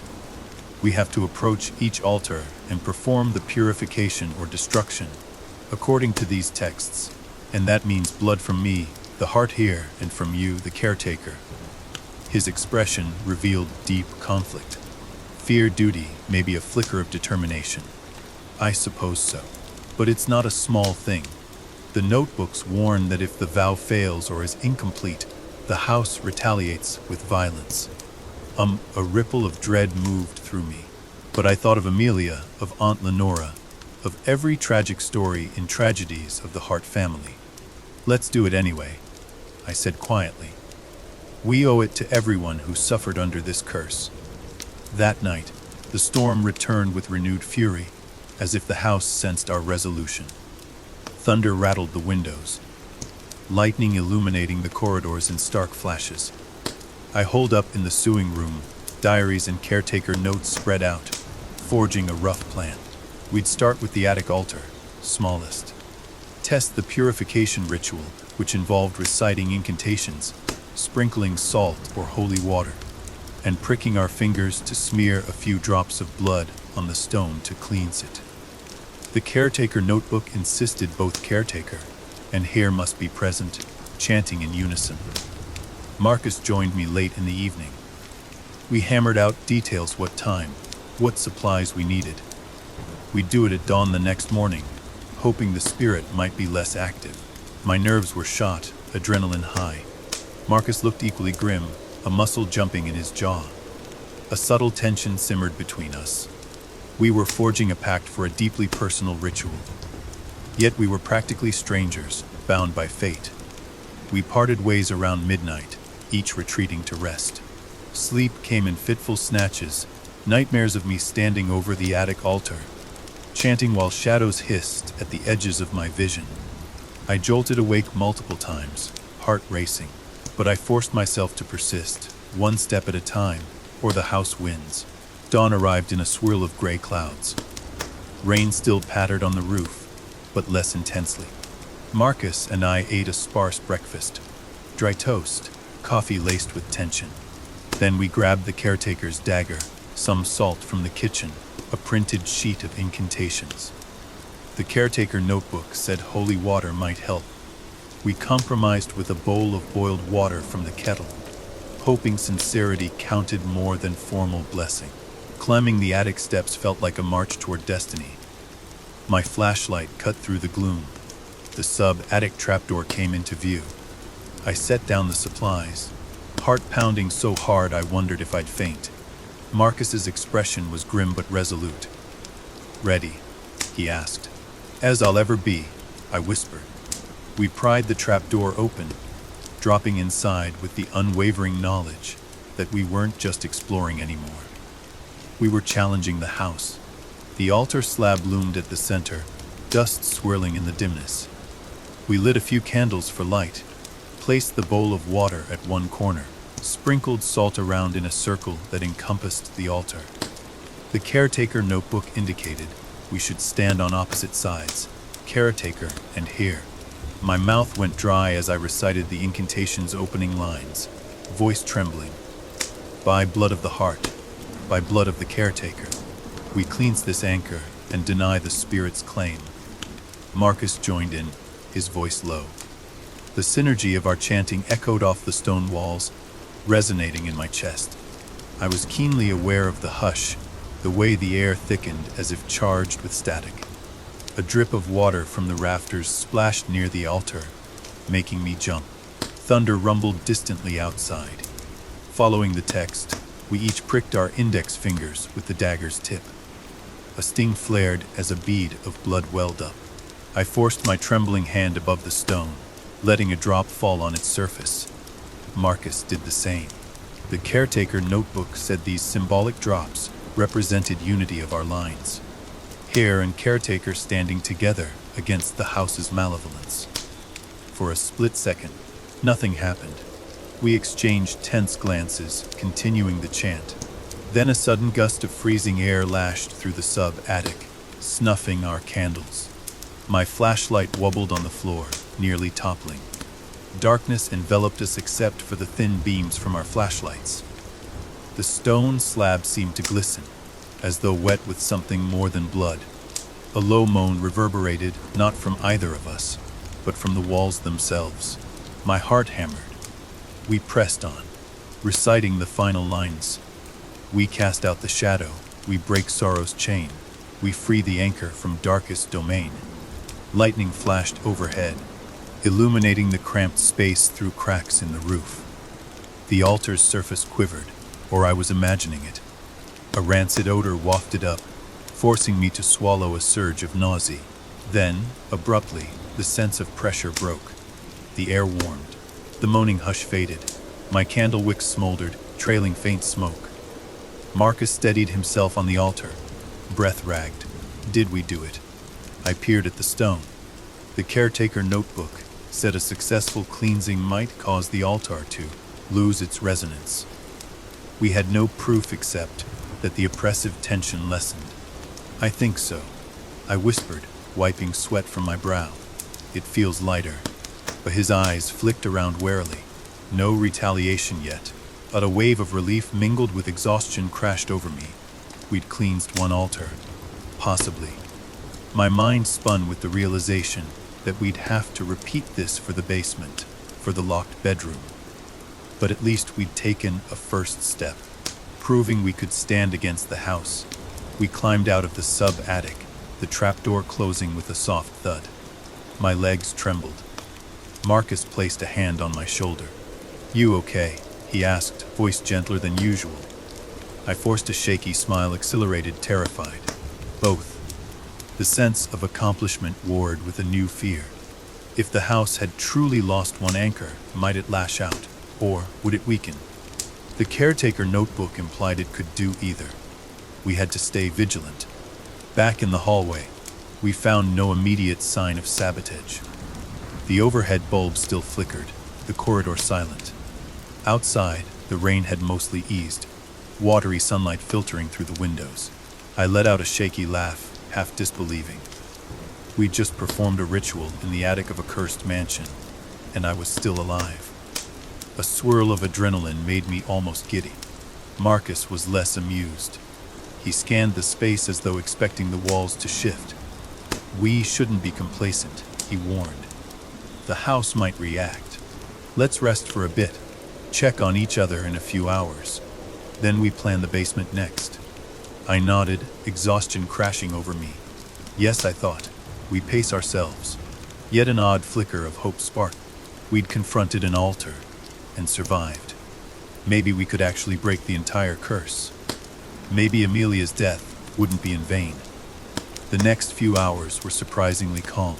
I changed clothes in the sewing room, washed the dried blood from my finger, and tried to process everything. My mind drifted to how I once dismissed ghost stories as imagination.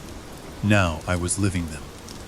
The caretaker notebook, Aunt Lenora's diary, and the discovered altars overshadowed every breath. Marcus and I reconvened in the library that afternoon. We shared a terse meal. Sandwiches from my dwindling grocery stash. Tension simmered between us. Something about performing a literal blood ritual together had carved a strange intimacy. We were allies now, but the fear that bound us left little room for normal conversation. Our eyes kept flicking to the caretaker notebook, which spelled out the next steps in painfully cryptic terms. At one point, I caught Marcus studying me, a question on his lips. "What is it?" I asked softly. He sighed, shaking his head. "I'm just wondering what your sister's last days were like. If she came close to these truths. If that's what got her killed." A pang of grief stabbed me. "I suspect so," I murmured. She was searching for answers about the family. She must have discovered the caretaker lore or the altars. Then, somewhere in that process, I swallowed the H. She died. The authorities said it was an accident, but I never believed it. Marcus's gaze held compassion. "I'm truly. Maybe finishing this, breaking the curse, can be your closure." I nodded, blinking back tears. That's what I'm clinging to. But the next day, we faced the basement altar. After an uneasy night of creaking floors and roiling nightmares, we steeled ourselves for the most daunting challenge. The caretaker notebook implied the basement altar was the heart of the entire binding. If we could purify or destroy it, the house might be nearly freed. Alternatively, if we messed up, the spirit would have an easy path to lash out. We gathered the same supplies: salt, water, the dagger. Marcus insisted we bring crowbars too, in case the altar was physically sealed behind walls. Descending into the basement, we found the corridor beyond the caretaker's workshop. Another pile of debris blocked a side passage. The caretaker notebook described a hidden door leading to a sanctum. Clearing the rubble took hours, the stale air thick with dust. My arms ached from hauling broken beams. Marcus, stronger, did the heavy lifting while I pried smaller rocks free. Finally, we exposed a wooden door banded with iron. My stomach churned at the parallels to the sub-attic chamber. The caretaker notebook matched it exactly. No turning back now. Behind the door lay a dim corridor that sloped downward into what felt like a crypt. The walls dripped with moisture, the ground slick. Our flashlights flickered across stone arches. My breath caught at the sight of carved runes along the archways, reminiscent of what we'd seen in the caretaker workshop. Marcus swallowed hard, forging ahead with me at his side. The corridor opened into a vaulted chamber, about the size of a large cellar room. At its center stood a massive stone slab, raised on a dais. Rusted chains dangled from its sides, and ancient stains marked the floor. A deeper red, brown than the attics. I stifled a gasp. This was a far more imposing altar. The caretaker notebook's warnings rang in my ears. "This is the anchor that feeds on the greatest sorrow." A faint hum permeated the air, almost inaudible yet resonating in my bones. Marcus clenched his jaw. "I feel like we're being watched," he muttered. I nodded, goosebumps rising. The caretaker instructions for the basement altar were more elaborate. Longer incantations, more steps. We used chalk to draw a protective circle around the dais, scattered salt at key points. My pulse roared in my ears, adrenaline spiking. We began the ritual. Candles flickered in the damp gloom, our recitations echoing off the stone. By the bond of caretaker and heir, we deny the house its feast of sorrow. We break the anchor. Free the living, let the dead find rest. The lines felt simultaneously archaic and potent. My skin prickled with the sense of crossing a forbidden threshold. We pricked our fingers again, pressing droplets of blood onto the stone.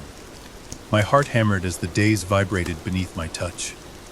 A low keening sound rose, swirling around us. The chains rattled on their own. I nearly lost my nerve, but Marcus's voice rang out steady, guiding me through the final chant. Suddenly, a violent tremor shook the chamber. The overhead arch groaned. Stones loosened, dust raining down. My fear spiked. The house is fighting back. I forced the last lines out, voice cracking. Marcus gritted his teeth, continuing in tandem. The days pulsed with an unearthly glow in our flashlight beams, or perhaps my eyes were playing tricks. With a final cry, "We break your hold." Marcus slammed his palm onto the altar. The chains snapped as if an invisible force wrenched them free. The days rocked, cracks veining its surface. A wave of cold swept through me, driving me to my knees. For an instant, I felt Amelia's presence, a flash of her face behind my eyelids. Eleanor, then, the sensation vanished. The day stilled. The moan subsided. Dust hung in the air, and my ears rang with the abrupt silence. Marcus sagged against the altar, panting. I crawled to him, trembling we were alive. The altar was cracked. Did that mean we succeeded? Despite the swirling dust and wreckage, no fresh onslaught came. Slowly, the tension in the chamber eased, replaced by a hollow hush. I pressed a hand to the dace's broken edge. No more ominous hum. The caretaker notebook said a broken anchor signified the spirit's partial defeat. 2 altars down, one presumably left, the locked bedroom's final anchor. Marcus helped me to my feet, his own legs shaky. We clasped hands in relief, an electric sense of accomplishment mingling with the dread of what lay ahead. "One more," I whispered. "We're close." He nodded, sweat dripping down his temple. "Let's get out of here before the ceiling collapses." Indeed, large cracks marred the stone overhead. We collected our supplies and fled the chamber, the door slamming shut behind us with an echoing thud. As we stumbled back into the main basement corridor, a wave of exhausted triumph settled over us. The caretaker's vow was working, though it demanded everything we had. Outside, we found the house calmer, the oppressive gloom slightly lifted. I thought I sensed the halls breathing easier, like the mansion had lost some malevolence. But the final altar in that locked bedroom still awaited. We had no illusions. The caretaker notebook suggested it might be the hardest, fueled by personal heartbreak. Where so many hearts surrendered. Could that be Aunt Lenora's downfall? That night, I curled under blankets in the sewing room, mind swirling with equal parts terror and hope. We'd confronted 2 altars, survived. My chest felt lighter, as though some invisible chain had loosened. Could Amelia's spirit sense our progress? I yearned for a sign, half hoping for a dream that didn't end in sorrow. But my dreams were tumultuous, images of flickering candles, chains snapping. I woke several times in a cold sweat. Each time, I whispered a vow to finish the job. The house could no longer hold me in thrall. "One more altar," I repeated. "Then we're free." I woke the next morning with my heart thudding like a frantic drum. Outside the sewing room window, the dawn sky was overcast, the sun hidden behind a swath of gray clouds. My body ached, stiff from the previous day's efforts in the basement. 2 altars shattered. My mind still reeled at the thought. Yet we'd survived, and for the first time since arriving at Whisper's house, I sensed a flicker of real hope. Yawning, I climbed out of the makeshift bed, running a hand through my tangled hair. The old house was eerily quiet, no distant footsteps or unexplained whispers. The caretaker notebook had suggested that destroying or purifying altars would weaken the spirit feeding on the mansion's sorrow. Judging by the hush, perhaps it was working. But a gnawing worry haunted Mech, the final altar, presumably hidden behind that locked bedroom or within it. I recalled Aunt Lenora's diary referencing the personal altar, one shaped by individual grief. If the basement altar was the biggest anchor, this last one felt the most dangerous, personal tragedies fueling it. Amelia's face loomed in my thoughts. Could that final anchor have drawn her in? Trudging down to the kitchen, I half expected to see Marcus already there, sipping coffee. But the room was empty, the only sound the drip of the faucet I hadn't fully fixed. My grocery stash was diminishing. I settled for a slice of stale bread and jam, ignoring how my stomach churned at the memory of the basement's rancid smell. At least I have my appetite, I told myself wryly, though each bite felt forced. As I ate, I watched the orchard through the window, searching for any sign of Marcus. Rain from the previous night had left the grass slick with mud. Perhaps he was in his cottage or out gathering supplies. We'd agreed to tackle the final altar soon, but not until we'd recovered from the basement ordeal. I couldn't deny a trembling sense that the worst was yet to come. With my meager breakfast finished, I decided to check the house's upper floors to see if the weird half-freed energy might have changed anything. Daylight flooded the foyer through the tall windows. The corridor corners, once thick with shadows, seemed more neutral, less menacing. I exhaled relief, stepping onto the main staircase, each squeaking board now familiar. On the second floor, the hallway still smelled musty, but the flickering overhead light was steady for once. The locked bedroom door, which we'd broken open a few days ago, stood ajar. We'd discovered Aunt Lenora's trunk in the adjoining chamber, along with her diary describing the altars. But the caretaker notebook suggested the actual final altar was beyond that trunk room. Could there be yet another hidden passage? I stepped inside, heart thumping. Dust motes swirled in the sunbeam slicing through the cracked window. The bedroom's four-poster bed remained as we'd left it, drapes torn back to reveal a stained mattress. A vanity mirror, grimy with age, reflected my disheveled figure. I looked more exhausted than ever.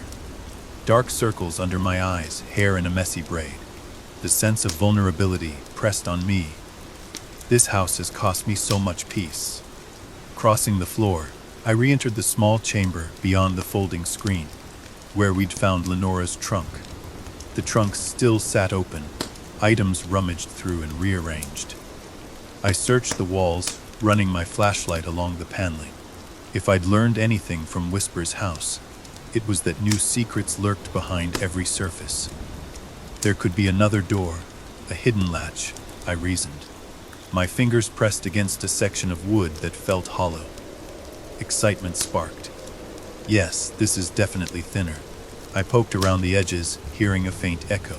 A hairline seam outlined a rectangular panel. My pulse kicked up. So, there is a hidden space. But how to open it? I tried prying it with my nails, to no avail. A crowbar might damage everything. Desperate, I ran my hand along the bottom edge, finding a small depression. My thumb pressed it lightly, and the panel popped inward.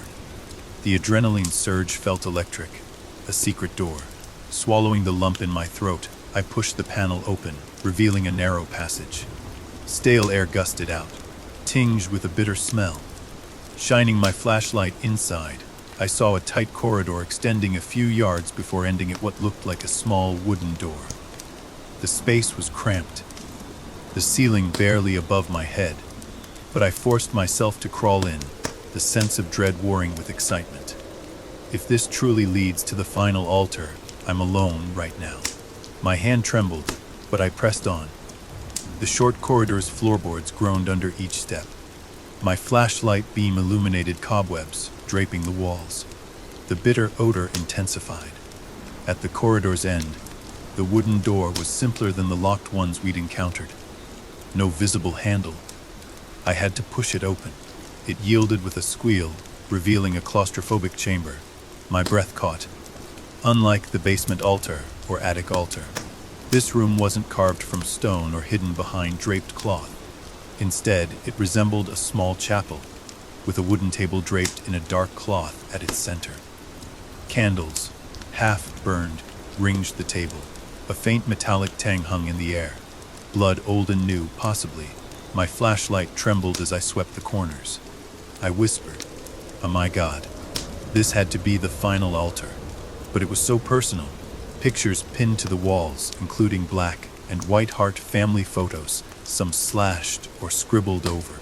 In one corner, I recognized a photo of Aunt Lenora, torn in half, pinned upside down. The place reeked of resentment, heartbreak. My pulse hammered. This is it. The house's personal anchor. Eunice nodded at me. I shouldn't be here alone. Marcus and I had pledged to face each altar together. Yet I hadn't planned to find this so soon. My instincts screamed to leave, get him. But I couldn't tear my eyes from the table. The caretaker notebook had described something called the grief altar, a place shaped by personal anguish. The table had stains, dried blackish smears. The candles were arranged in a spiral. Had someone, maybe Aunt Lenora, attempted a ritual here? I stepped closer, chest tight, shining my flashlight on the table's surface. Strange symbols were carved into the wood, matching the caretaker notes on binding curses. A half-ripped piece of paper lay near a crusted candle. Leaning in, I read faint writing. "I cannot continue. The house demands too much." The signature was smudged, but looked like Aunt Lenora's scrawl. She'd tried, then abandoned it. Or the house drove her away. A wave of sorrow surged, tears burning my eyes. Aunt Lenora, trapped by heartbreak, unable to break free. Amelia too, I thought. My sister's bright curiosity overshadowed by tragedy. If there was any chance to stop this cycle, I had to do it right. Stumbling back, I forced myself to exit. Get Marcus. Prepare the final ritual. Don't attempt this alone. Backing through the narrow passage, heart rattling, I retraced my steps to the trunk room, then the bedroom. No ghostly presence blocked me, but the weight of that hidden altar pressed on my mind. Adrenaline spiked, fueling a headlong dash down the corridor. I needed to find Marcus now. I found him outside, near the orchard, stacking firewood by his cottage. I practically skidded to a stop on the wet grass, panting. He set down the logs, alarm in his eyes. "What's wrong?" "I found it," I gasped. "The final altar, behind the locked bedroom. There's a hidden passage. It's horrifying." His jaw tensed. "You went alone." "I didn't plan to," I muttered, still breathless. I just stumbled on the hidden panel. It's definitely an altar, full of old candles and some personal artifacts. Marcus exhaled, wiping rain from his forehead. So it's real, like the caretaker notebook warned. Then it's time. I swallowed, nerves on edge. Yes, we have to break or purify it, however this ritual goes. After we handle that, we might be free of the house's power. A flicker of resolve lit his gaze.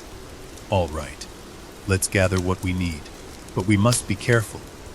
This might be the most dangerous one. I nodded, remembering how the caretaker notebook's final warnings emphasized the grief altar.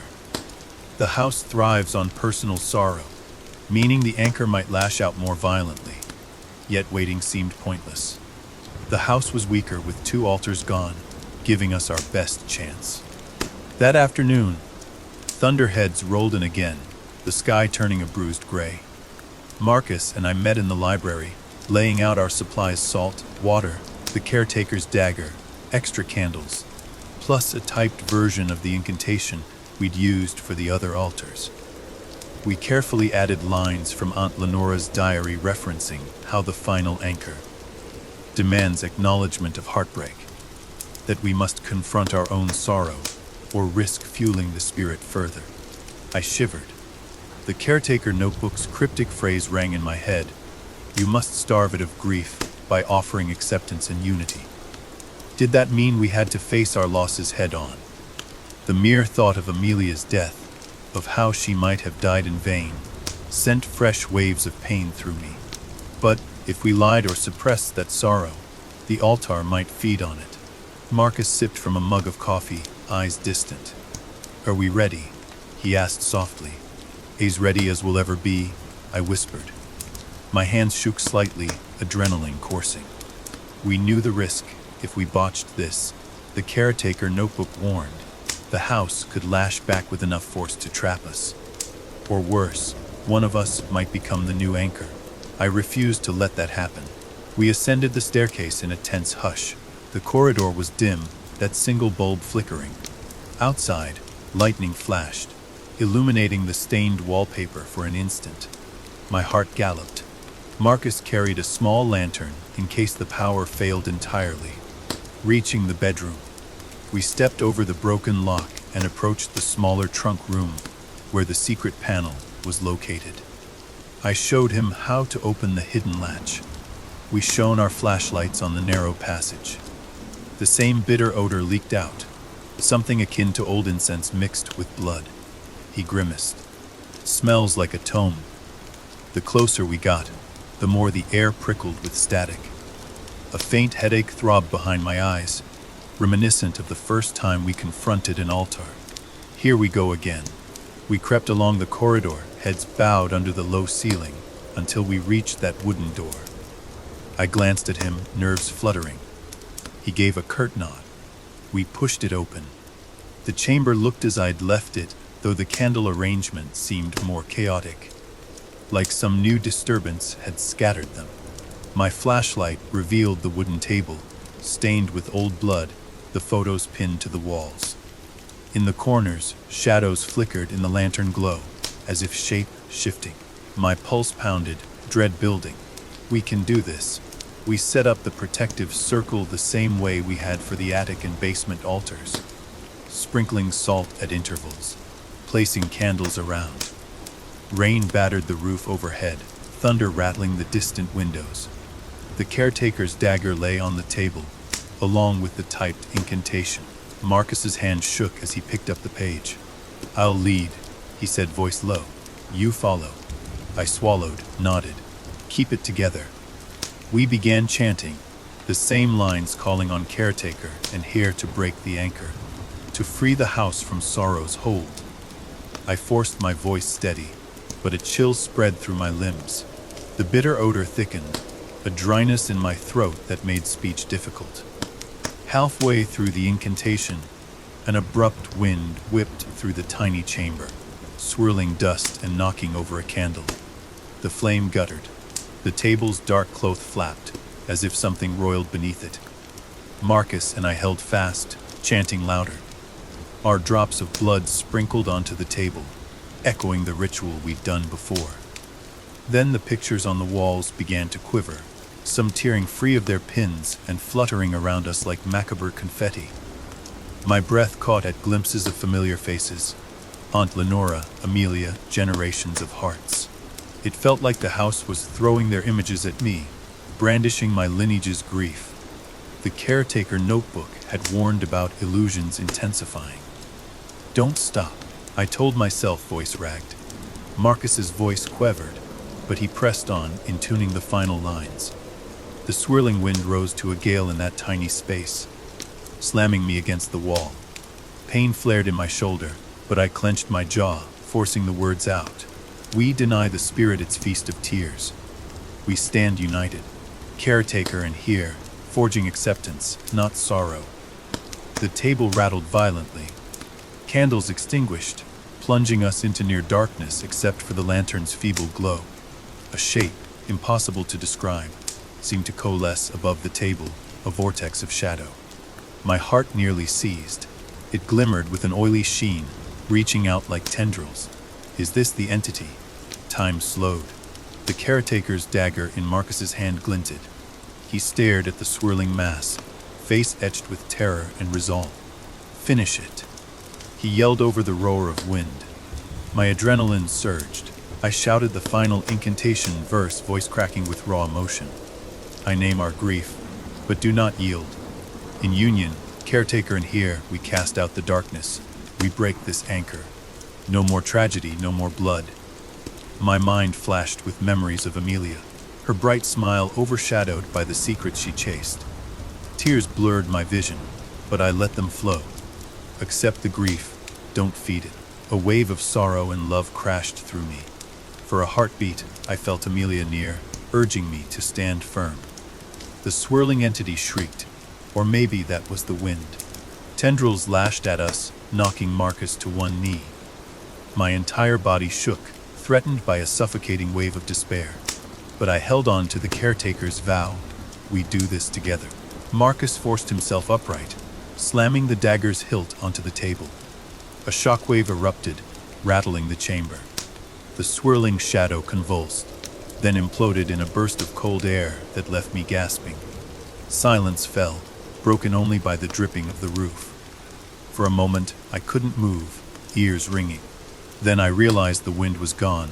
The swirling darkness vanished. My flashlight showed the table now dark and still, the cloth settling. Pictures lay scattered on the floor. The oppressive aura that had gripped the room felt absent. Stale air remained, but not the ominous presence. Marcus knelt, panting. I rushed to him, heart in my throat. "Are you okay?" He blinked slowly, nodding. "I think so." His gaze swept the chamber, as if unable to believe we'd driven the entity back. When we locked eyes, an unspoken understanding passed between us. We'd done it. The final altar was purified or destroyed. A wave of relief, exhaustion, and lingering sorrow coursed through me. I clutched the dagger, tears slipping down my cheeks. It's over. We confronted each altar. The caretaker notebook said that once all anchors were undone, the house should be freed of the spirit's stranglehold. No more feeding on tragedy. Amelia, I hope you're at peace. We stumbled out of the secret chamber, the hidden corridor, into the bedroom. A dizzying sense of release washed over me. The house's hallway felt different, lighter though battered by the storm. Marcus helped me cross the threshold, both of us shaking with adrenaline. In the corridor, we paused, letting the tension subside. The overhead light flickered, then stabilized, casting a steady glow. Rain drummed on the windows, thunder rumbling faintly. But inside, the hush seemed calmer, not oppressive. My chest felt open, like I could breathe. Marcus exhaled, sliding down the wall to sit on the floor. I joined him, hugging my knees. Neither of us spoke for a long moment. My heart hammered, my mind racing. We did it. We actually did it. Eventually, he murmured, "The altars are gone, or at least cleansed. Do you feel it?" I nodded numbly. "Yes." The house feels still, like something turned off the static. All my life I heard rumors of a curse, but never imagined it could be undone. He managed a shaky smile. "Maybe it is undone, but we should confirm. Sometimes curses linger in ways we can't see." Despite our exhaustion, we decided to do a cursory check around the mansion. Starting from the second floor, we roamed each corridor, half expecting the architecture to shift or illusions to appear. Instead, everything remained normal.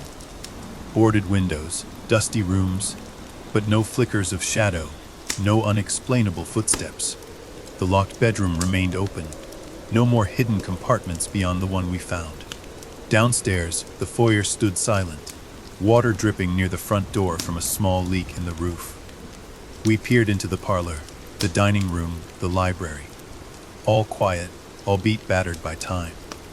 The caretaker's notes had warned the house might react violently if we succeeded, but it seemed we'd faced that reaction already in the final altar chamber. Could it be this simple? We ended our sweep by heading outside. The storm clouds parted enough to reveal a sliver of dusk sky. The orchard swayed in a gentle wind. No ominous shapes lurking. Marcus walked a few steps past the front gates, testing if some intangible boundary still held him. When no pain or invisible force stopped him, he turned back with a look of wonder. "It's gone," he whispered, as though he could hardly believe it. The tether dad always warned about "I don't feel it." Tears prickled my eyes. If the caretaker line was free, that meant centuries of oppression ended here, with us. The house might no longer demand a caretaker bound by fear. That night, I slept heavier than I had in weeks. No nightmares jolted me awake. The house's corridors felt like mere rooms, not haunted mazes. When morning came, a bright sun sliced through my window, painting everything in crisp light. I rose, checking the hallway. No ominous flicker from the overhead bulb. The sewing room, once my cramped refuge, felt less claustrophobic. We're free, I told myself. Amelia, you're free too. Eager to embrace the moment, I ran to find Marcus. He stood in the foyer, staring at a family portrait on the wall. At my approach, he turned, a ghost of a smile on his face. The house is different, he said simply. I nodded, chest warm with relief. We did it. My voice cracked with lingering emotion. I almost can't believe it. I keep expecting the walls to ripple or some spirit to leap out. He set a gentle hand on my arm. Same. But it's quiet, in a good way. He paused, gaze flicking to the dusty corners. So what now, Eleanor? Do you plan to keep the house? Sell it? You have your life outside these walls. And I... He trailed off, uncertain. I took a breath, letting the question settle. My entire reason for coming was to find closure about Amelia and unravel the family curse. Now that the curse seemed broken, the future felt wide open. Part of me wanted to run far away, never dwell on these dark memories again. But the house was mine, an inheritance drenched in sorrow, waiting for new purpose. I'm not sure, I admitted. Aunt Lenora left me everything. It's in disrepair, but maybe I can restore it. Turn it into something that acknowledges our history without letting it define us. Marcus studied me quietly. If you do, you'll need help. This estate is massive. A small smile tugged at my lips. Wes, and you're probably the only person who understands its pitfalls. He chuckled softly. I suppose so. The caretaker's line might be free, but I still know how to tend the orchard. Fix what I can.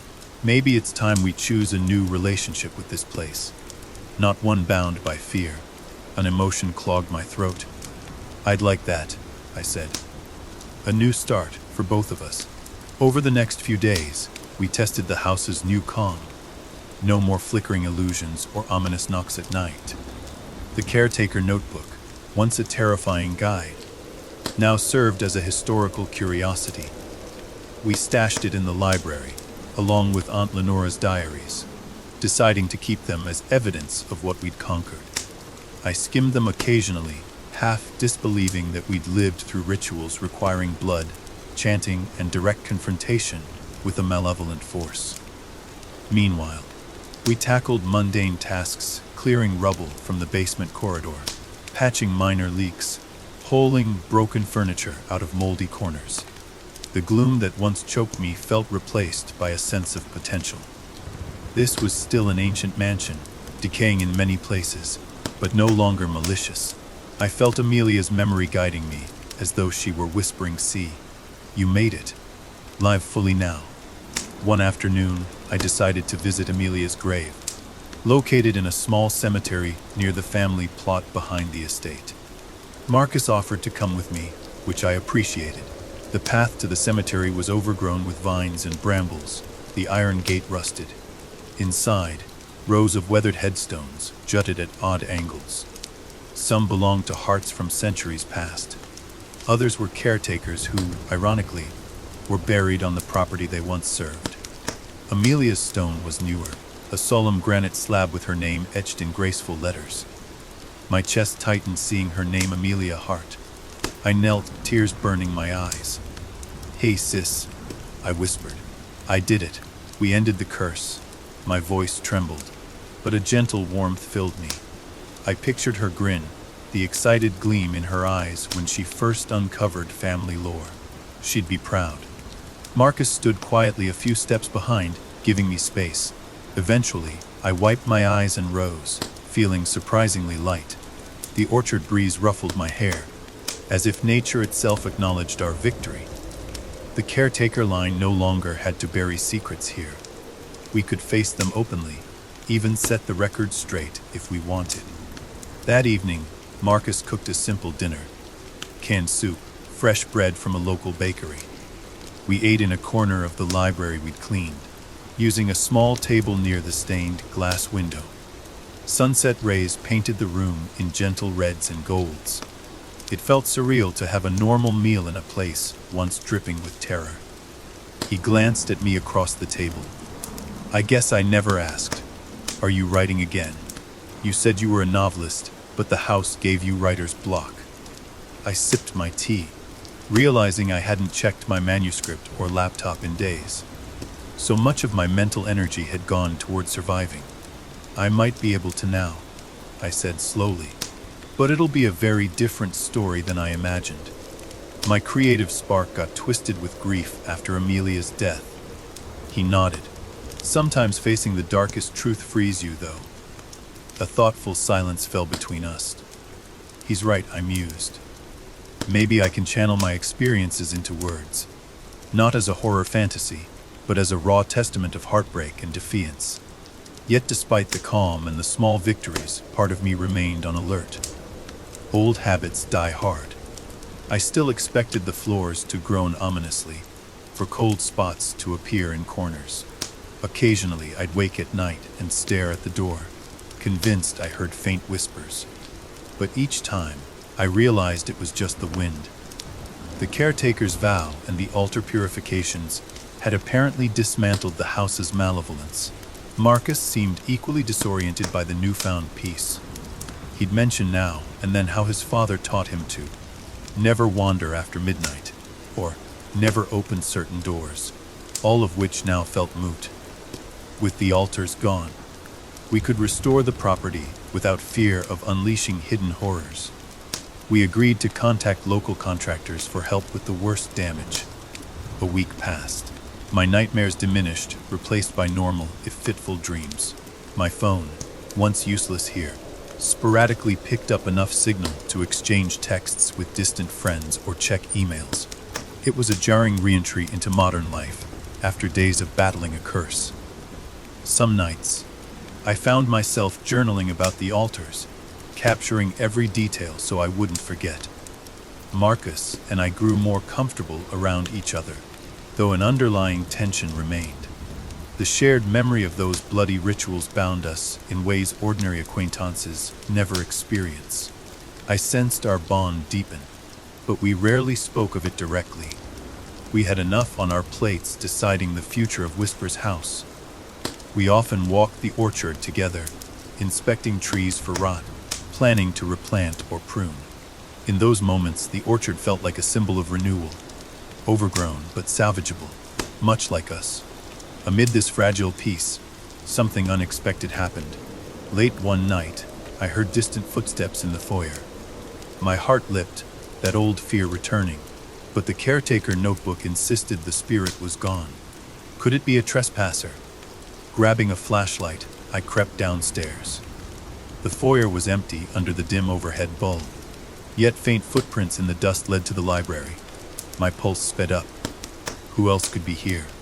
I followed, flashlight sweeping the floor. The footprints were smudged, as if someone barefoot had passed by. My mind flashed to the caretaker fiasco, but we'd resolved that. Entering the library, I found no one. Just shelves of books, the table where we'd eaten dinner. Then, in a flash of lightning from outside, I caught a glimpse of a silhouette near the stained glass window. A slender figure, hair draping her shoulders. I froze, breath caught. "Amelia," I choked out, voice trembling. But when the lightning faded, the silhouette vanished. My flashlight revealed only the window, reflecting my own stunned face. The library was still. I stood there for what felt like forever, tears welling. Amelia's ghost, or just my imagination.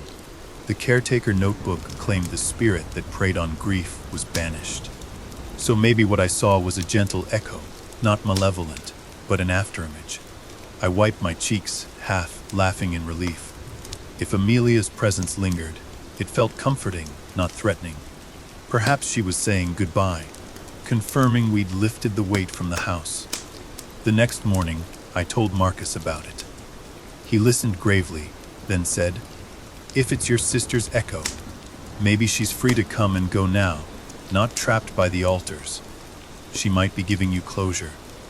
My chest tightened with longing. I hope so. I turned my gaze to the library's window. I wanted her to see we finished her work. She started uncovering the curse. We ended it. He squeezed my shoulder gently, a gesture that felt more intimate than words. She'd be proud. As more days passed, no new supernatural events disrupted us. The orchard blossomed under clearing skies.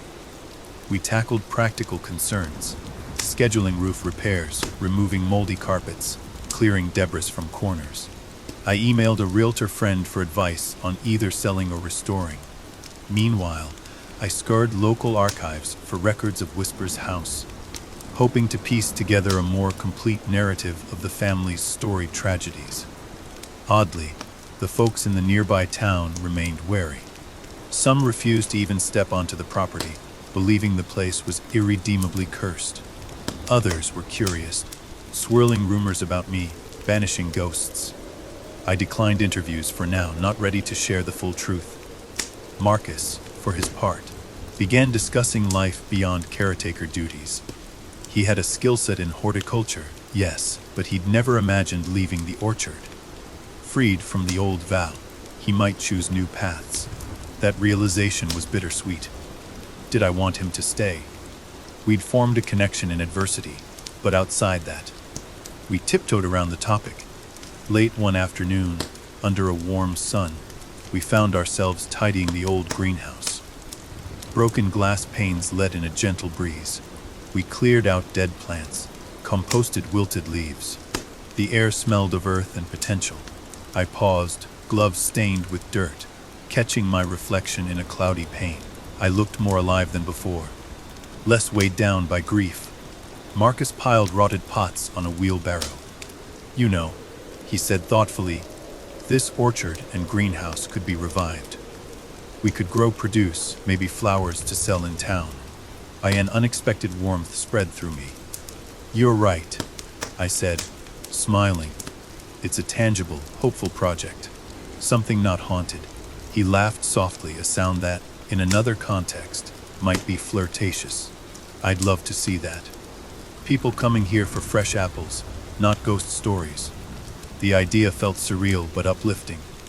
Whisper's house reborn as a place of growth. A wave of possibility rose in me. If we rebranded the estate, maybe I'd keep a writing studio in the library. Restore a few rooms for tours that acknowledge the historical tragedies but emphasize the new life. It would be a massive undertaking, but no longer overshadowed by malevolence. That evening, as we stood on the porch watching the sun set, Marcus quietly said, I'm staying, at least for a while. The house might not need a caretaker the same way, but I'd like to help restore it. My heart fluttered with relief. I'd like that, I replied. It's too big a project alone. And after everything, I trust you. He exhaled, nodding. Same. We've been through a lot. Maybe we can build something better here, so no one else suffers like your family did. I gripped the railing, gazing at the orchard, the quiet silhouette of the mansion behind us. Even in its battered state, Whisper's house no longer felt oppressive, just old carrying scars. A sense of closure mixed with new beginnings. For the first time, I saw a future not locked in tragedy. Yet for all that, I couldn't shake a final nagging worry. Were we absolutely sure the curse was gone? True, we destroyed or purified each altar, felt the house lighten. Marcus no longer felt bound. No active hauntings remained. But curses sometimes echo. One night, I mustered the courage to revisit each altar site, alone, to confirm the hush. Starting with the attic sub-chamber, I found the stone slab cold and inert, no swirl of shadows. The next day, I visited the basement chamber we'd partially collapsed. Still lifeless, the dace cracked. Then, with a tight chest, I opened the secret door behind the locked bedroom. The grief altar room was exactly as we'd left it, minus the swirling entity. The table was covered in dust. The photos no longer emanated a sense of dread. Tension drained from me. it's truly over. My reflection in the battered mirror near the altar looked thoughtful, not terrified. I whispered, "Amelia, you can rest now." A tear slipped down my cheek, the weight of final acceptance. In the following weeks, the transformation of Whisper's house began. Marcus and I worked tirelessly, aided by a few contractors willing to tackle the lesser-known corners. A local electrician replaced dangerous wiring. A roofing team patched leaks. We systematically cleaned rooms, discarding mounds of decayed furniture, discovering a handful of salvageable antiques. Curiosity seekers sometimes wandered by, hearing the curse was broken, but we politely turned them away. We both agreed to keep the caretaker notebook and altar's secret from sensationalists. If we eventually shared the story, it would be on our terms. One afternoon, I decided to write again, opening my laptop at a newly cleared desk in the library. The words flowed in a torrent, an account of my arrival, the labyrinthine halls, the caretaker vow, the altars. I wrote about Amelia's death, my grief, the unwavering horror turned triumph. Through tears, I chronicled our final confrontation in the grief altar, how acceptance beat despair. The catharsis was overwhelming. By sunset, I had dozens of pages. Sharing some passages with Marcus, I expected him to cringe, but he read quietly and said, "It's honest. People need to know the truth can be faced, not just feared." I appreciated that more than I could express. The caretaker line's secrecy had been a prison for him. Now, transparency felt liberating for us both. Meanwhile, I confirmed the property legally. It was fully mine, unencumbered. The question of whether to sell and run from the memories still lingered. But each day restoring the orchard or clearing a new corridor made me more attached. The mansion felt less like a tome, more like a blank canvas. Marcus sometimes teased me about planning a big open house once the repairs were done. Imagine an orchard festival right here, with no ghosts in sight. The whimsical notion made me laugh. Imagine Whisper's house filled with laughter instead of dread. Of course, the scars would remain. Late at night, I'd sometimes sense Amelia's presence in fleeting dreams, her silhouette half lost in starlight. But each time, she seemed more at peace, no longer beckoning me deeper into the corridors. Aunt Lenora's diaries, too, spoke of her regrets and illusions. I felt a pang, wishing she could have seen the final victory. One moonlit evening, I walked alone through the orchard, the air sweet with blooming apple blossoms. The caretaker notebook described how the orchard once thrived under loving hands, even as the house rotted from within. Now we can give it real care. A cool breeze stirred, and for a moment, I thought I glimpsed a faint glow among the trees. My heart clenched, expecting a ghost. Instead, it was just fireflies drifting lazily. I smiled. The orchard seemed alive in a gentle, natural way, not overshadowed by curses. Finally, a month after the last altar was purified, I stood on the mansion's front porch at dawn, gazing across the lawn. Repairs were ongoing, scaffolding hugging part of the facade. The roof no longer leaked, new shingles gleaming. The orchard behind me buzzed with morning birds. Whisper's house, while still weathered, emanated quiet dignity rather than menace. Marcus joined me, hair ruffled by the breeze. He handed me a cup of tea. We sipped in silence, both absorbing the transformation. "You know," he said softly, "I've never seen the house like this, peaceful. My father used to say it was always groaning with hidden sorrow. Now it feels freed." Tears welled in my eyes, but they were tears of relief. All that sorrow was real, but we didn't let it consume us. I glanced at him, a bond of gratitude and affection in my chest. We'd risked our lives to break the cycle, forging a connection that transcended fear. I took a final breath, letting the sun warm my face. Then I placed my hand on the porch railing, thinking of Amelia. Her name rose in my mind like a gentle echo. "I love you, sis." "Thank you." A soft wind ruffled my hair, as though acknowledging my silent prayer. Marcus stepped closer, our shoulders almost touching. In that quiet, we both understood this wasn't just the end of something, it was the start. Whisper's house was no longer a house of whispers. It could be a place of renewal, of honest memory, where we honored the past, but refused to be chained by it. We turned to each other, hope flickering in our eyes. The caretaker's vow had ended the curse, but in many ways, it also forged a new vow to live free, to shape a future that didn't revolve around tragedy. The orchard rustled behind us, as if offering applause in the morning light. We smiled, stepping off the porch together. The estate might still bear scars, but it was ours to heal. The final echo of sorrow receded into memory, replaced by the quiet promise of tomorrow. My days in Whisper's house grew strangely calm after Marcus, and I destroyed the final altar. I slept without nightmares for the first time in years. No more silent footsteps in the halls, no faint cries echoing from corners. Mornings began with warm sunlight spilling across the foyer, a reminder that the oppressive gloom once choking these rooms had lifted. Outside, the orchard blossomed as if celebrating our victory.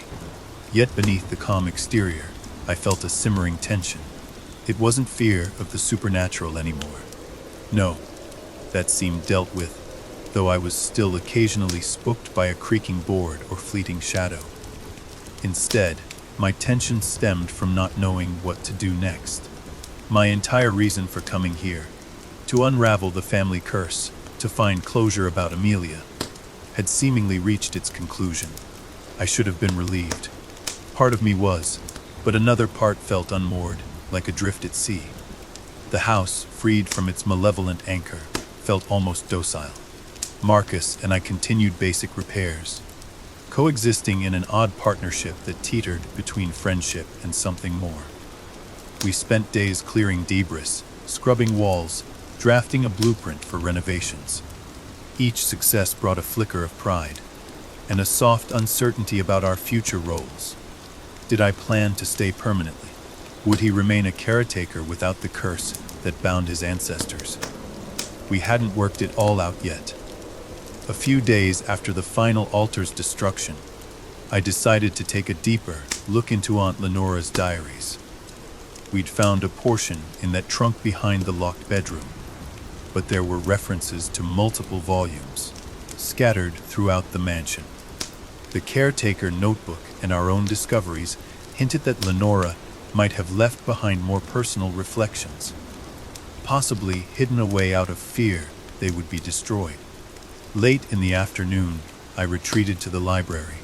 Dust motes shimmered in a beam of golden sunlight, slicing through the stained glass window. The place no longer felt suffocating. It felt like a real library, though battered by time. Rows of shelves stood partially emptied where we'd moved books around, searching for diaries and caretaker records. I found myself drawn to one particular shelf, remembering I'd stashed some unlabeled binders there. Climbing the rolling ladder, I rummaged in the topmost row. My arm brushed a loose panel behind the books. Intrigued, I pressed on the panel. Sure enough, it wiggled. Heart quickening, I worked it free. A gap loomed behind the shelf, no more than a foot deep, wrapped in shadows. I shone my flashlight. Nestled there was a slim, leather-bound volume, another hidden diary. Clambering down, I turned the volume in my hands, noting the initials, LH, embossed on the back cover. Aunt Lenora Hearts. The edges were yellowed, the spine cracked. My pulse thudded. Carefully, I opened the first page. February 8th, 1979. I've begun to suspect the caretaker lineage holds more secrets than they admit. Father always said the caretaker was our silent warden, maintaining a balance with the house's darkness. But I sense they too are prisoners of this curse. Goosebumps prickled my skin. Here was Lenora's direct voice, capturing thoughts she might have been too afraid to say aloud. I settled into an armchair, bracing myself for revelations. Outside, thunder rumbled distantly. Another late spring storm forming, a fitting backdrop to unearth family secrets. Reading those pages felt like stepping back in time. Lenora wrote about discovering references to ritual altars decades before me, She'd confronted a previous caretaker, who warned her off. He claimed meddling risks the spirit's wrath, referencing some old vow. Lenora believed the caretaker line knew how to break the cycle, but refused out of fear. One passage read, "I confronted Marcus Sterling Surt," he said, "or family is chained to serve. We cannot aid you in severing what was sworn long ago." Yet I see the reluctance in his eyes, the sorrow. He's as trapped as we are. If only I could unite caretaker and heart willfully, perhaps the altars might be undone. But no caretaker has dared. They prefer the cursed status quo. My heart twinged.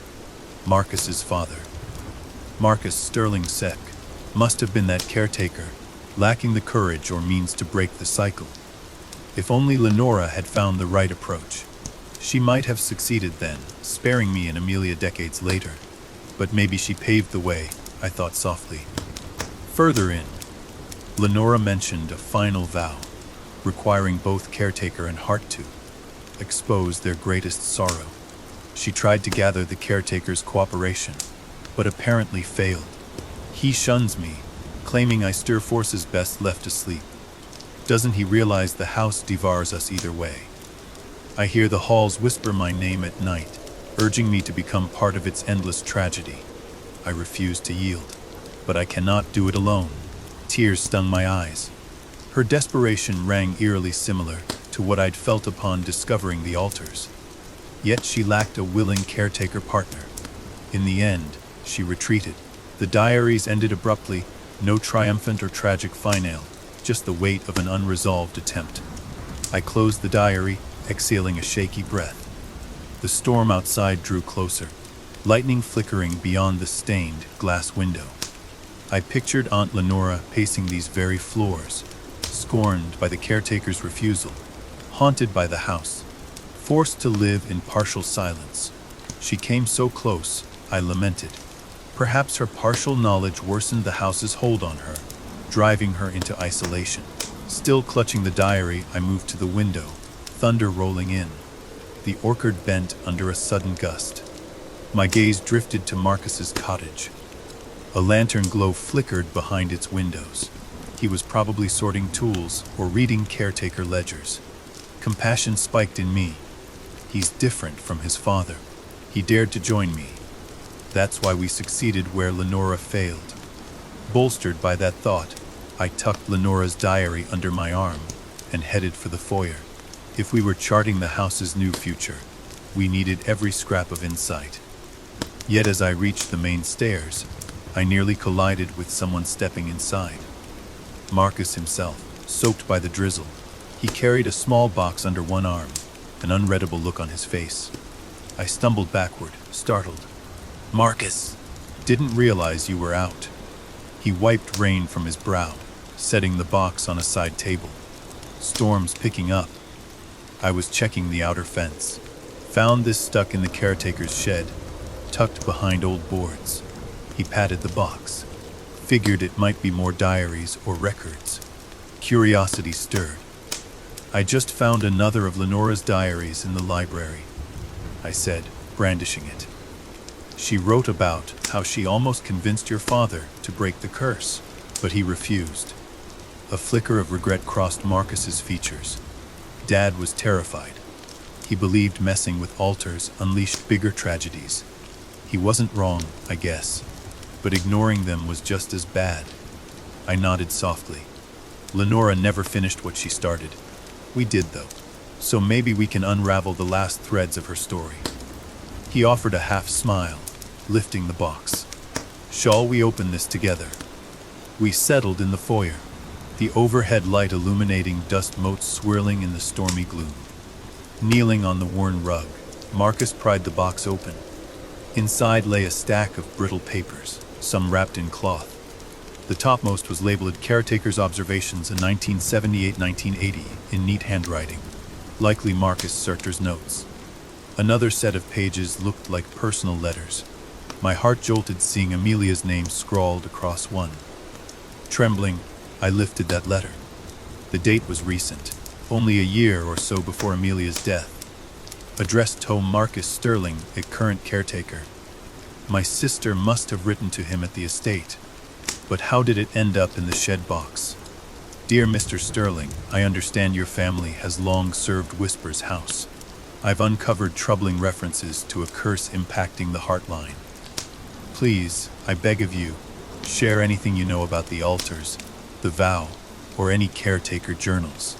My Aunt Lenora believed the caretaker line held the key.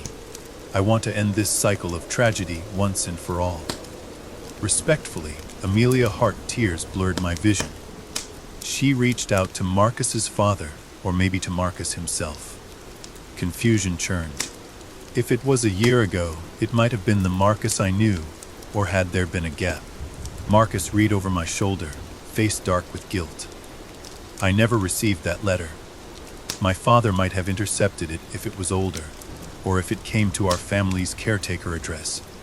He was ill before he passed, so maybe it got lost, or he chose not to respond. My voice shook. If she wrote to your father and got no answer, she might have come here alone, searching for truths.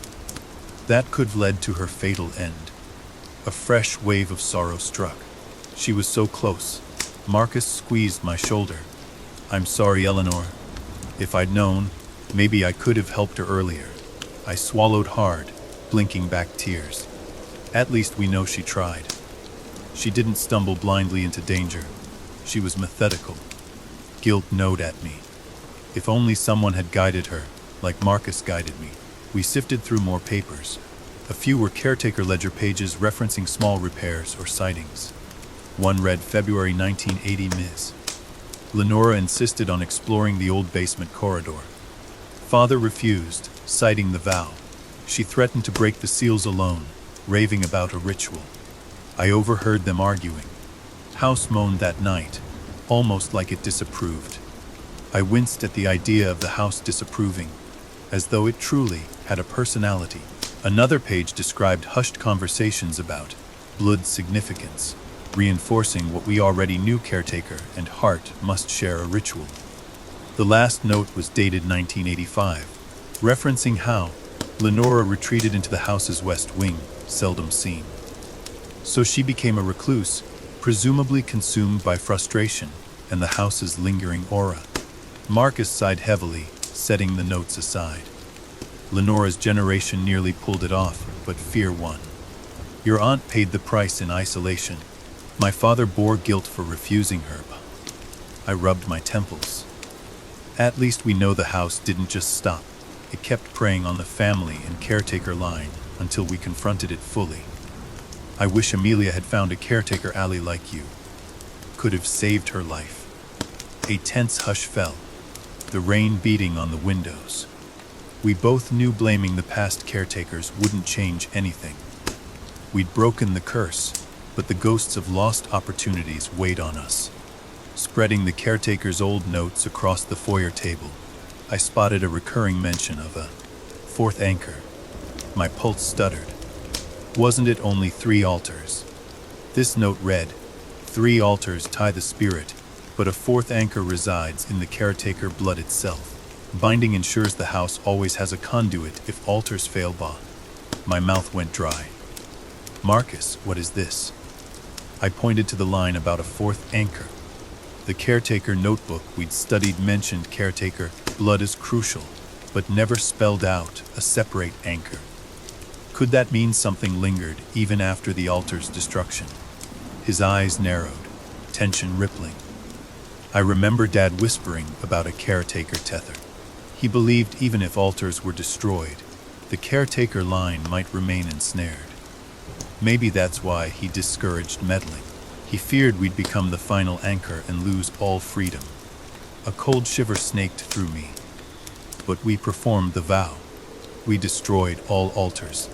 You said you feel free. He nodded slowly. I do.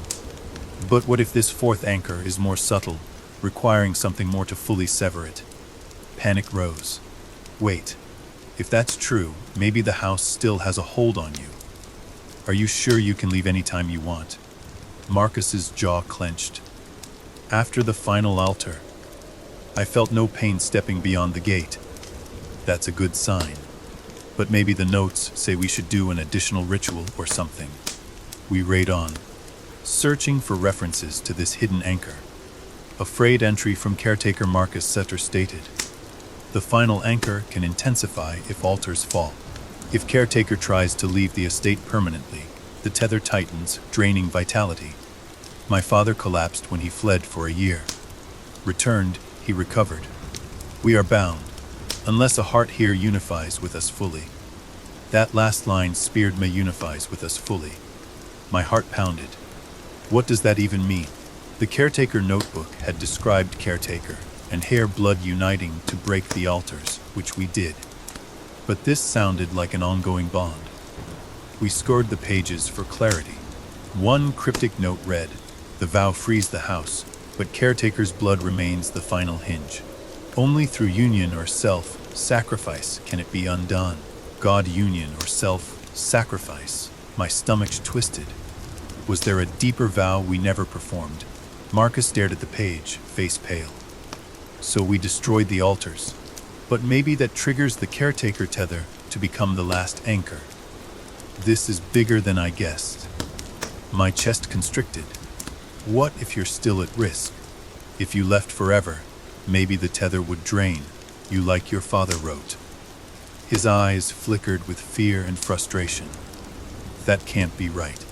I stepped past the gate with no ill effects. But maybe it's temporary.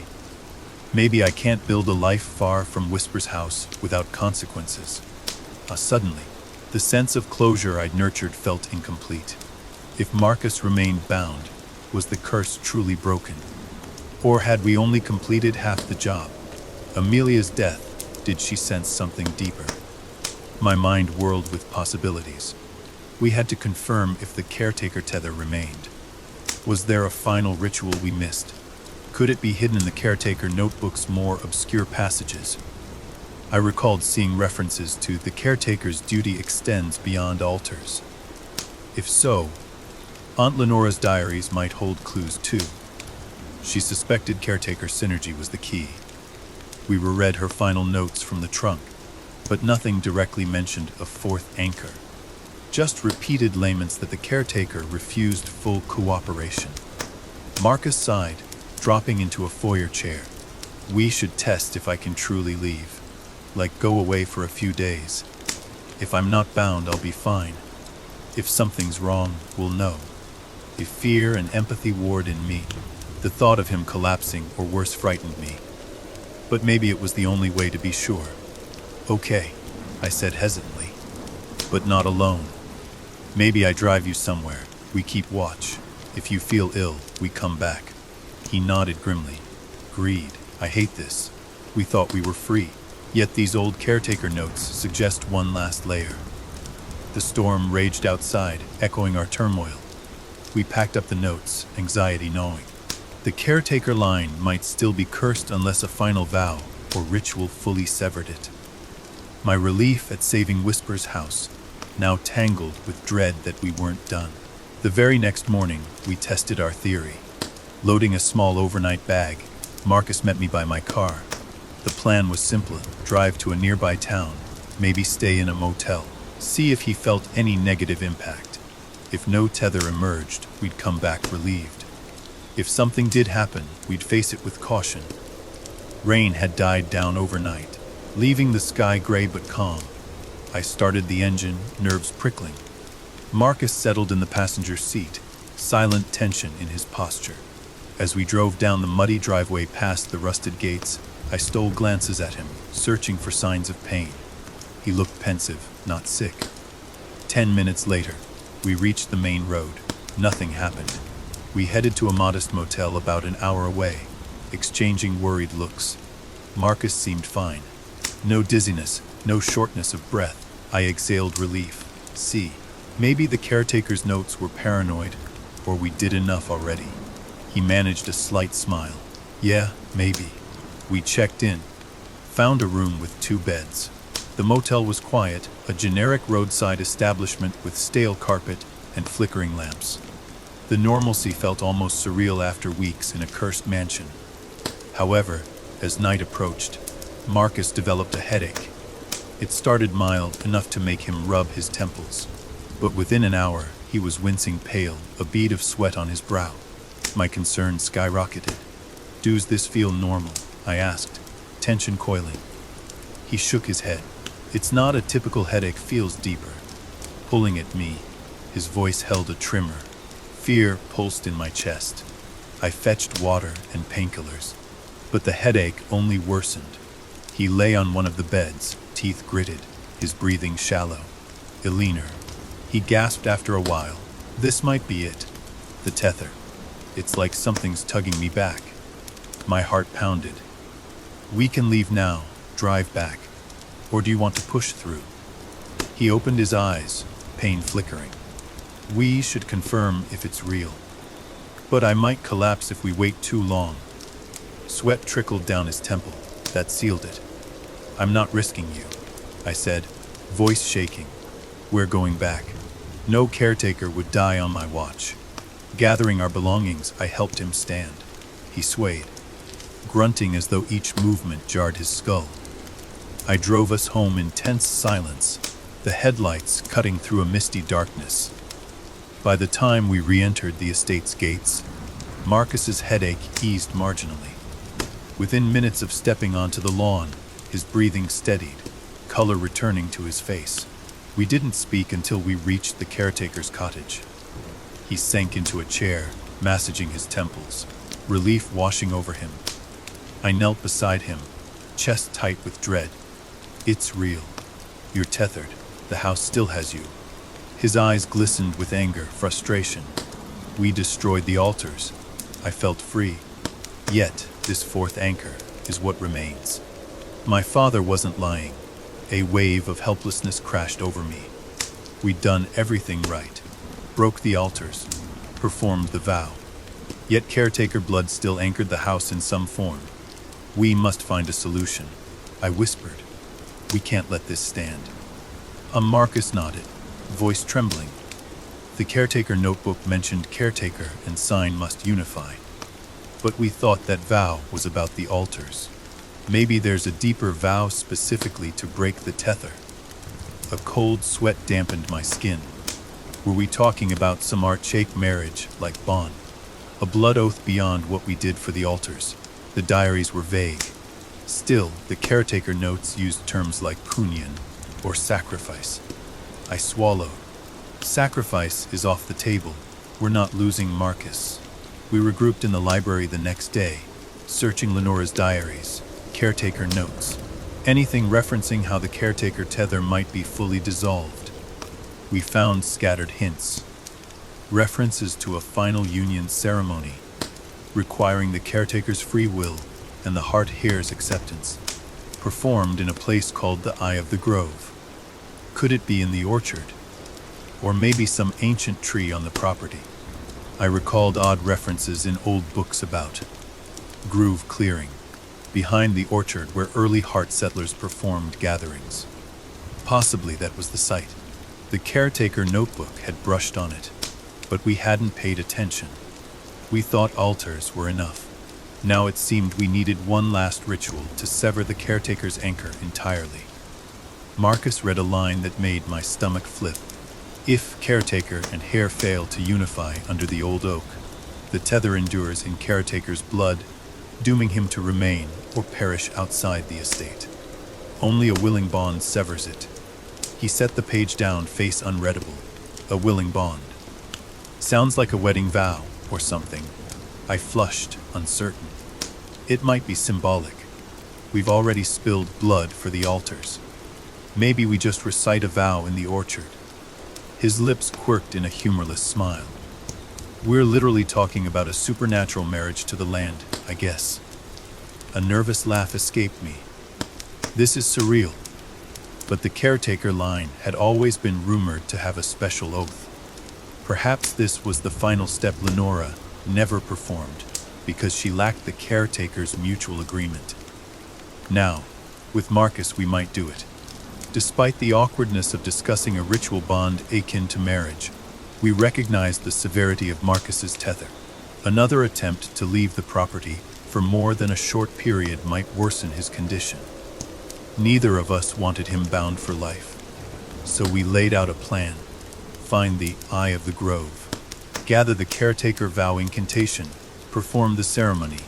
If that meant feigning some archaic union, so be it. Our nerves were raw.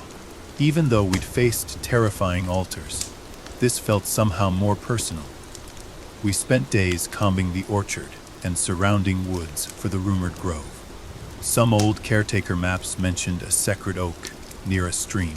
Finally, we found a hidden clearing ringed by stones at the far edge of the property.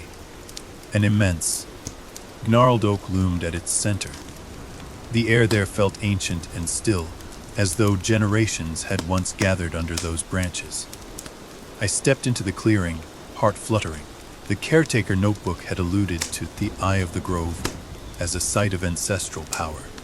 Indeed, something about the oak's twisted trunk and the circle of mossy stones stirred an archaic energy. Marcus stood beside me, equally reverent. This must be the place. We spent the next few days preparing. We read caretaker texts describing the final union vow. Let the caretaker offer his blood willingly, let the heir accept it. In this union, the land's tether is broken, or the caretaker line remains bound. Words of free accord must be spoken under the old oak. Only sincerity frees the caretaker. It sounded startlingly like a wedding vow, but without the typical romantic context.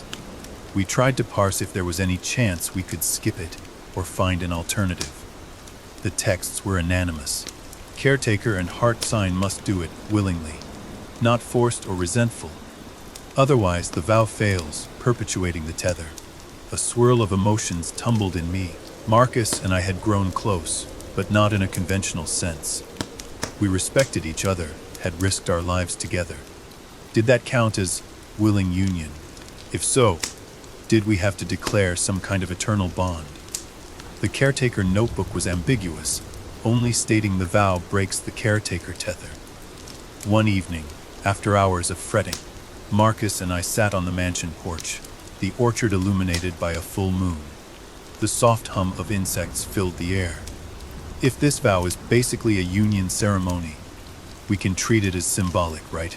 I ventured. He leaned forward, elbows on his knees. I'd assume so. I'm not trying to rope you into an actual marriage, Eleanor, but I can't ignore that this might be profound.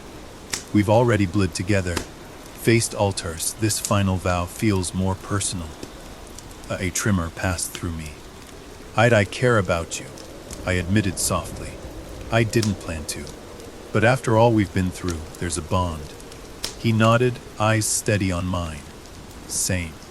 We're not strangers anymore. We share a history most people wouldn't believe. If this vow means ensuring my freedom from the tether and letting us both move on, I'm willing. Relief and nervousness collided. Then let's do it.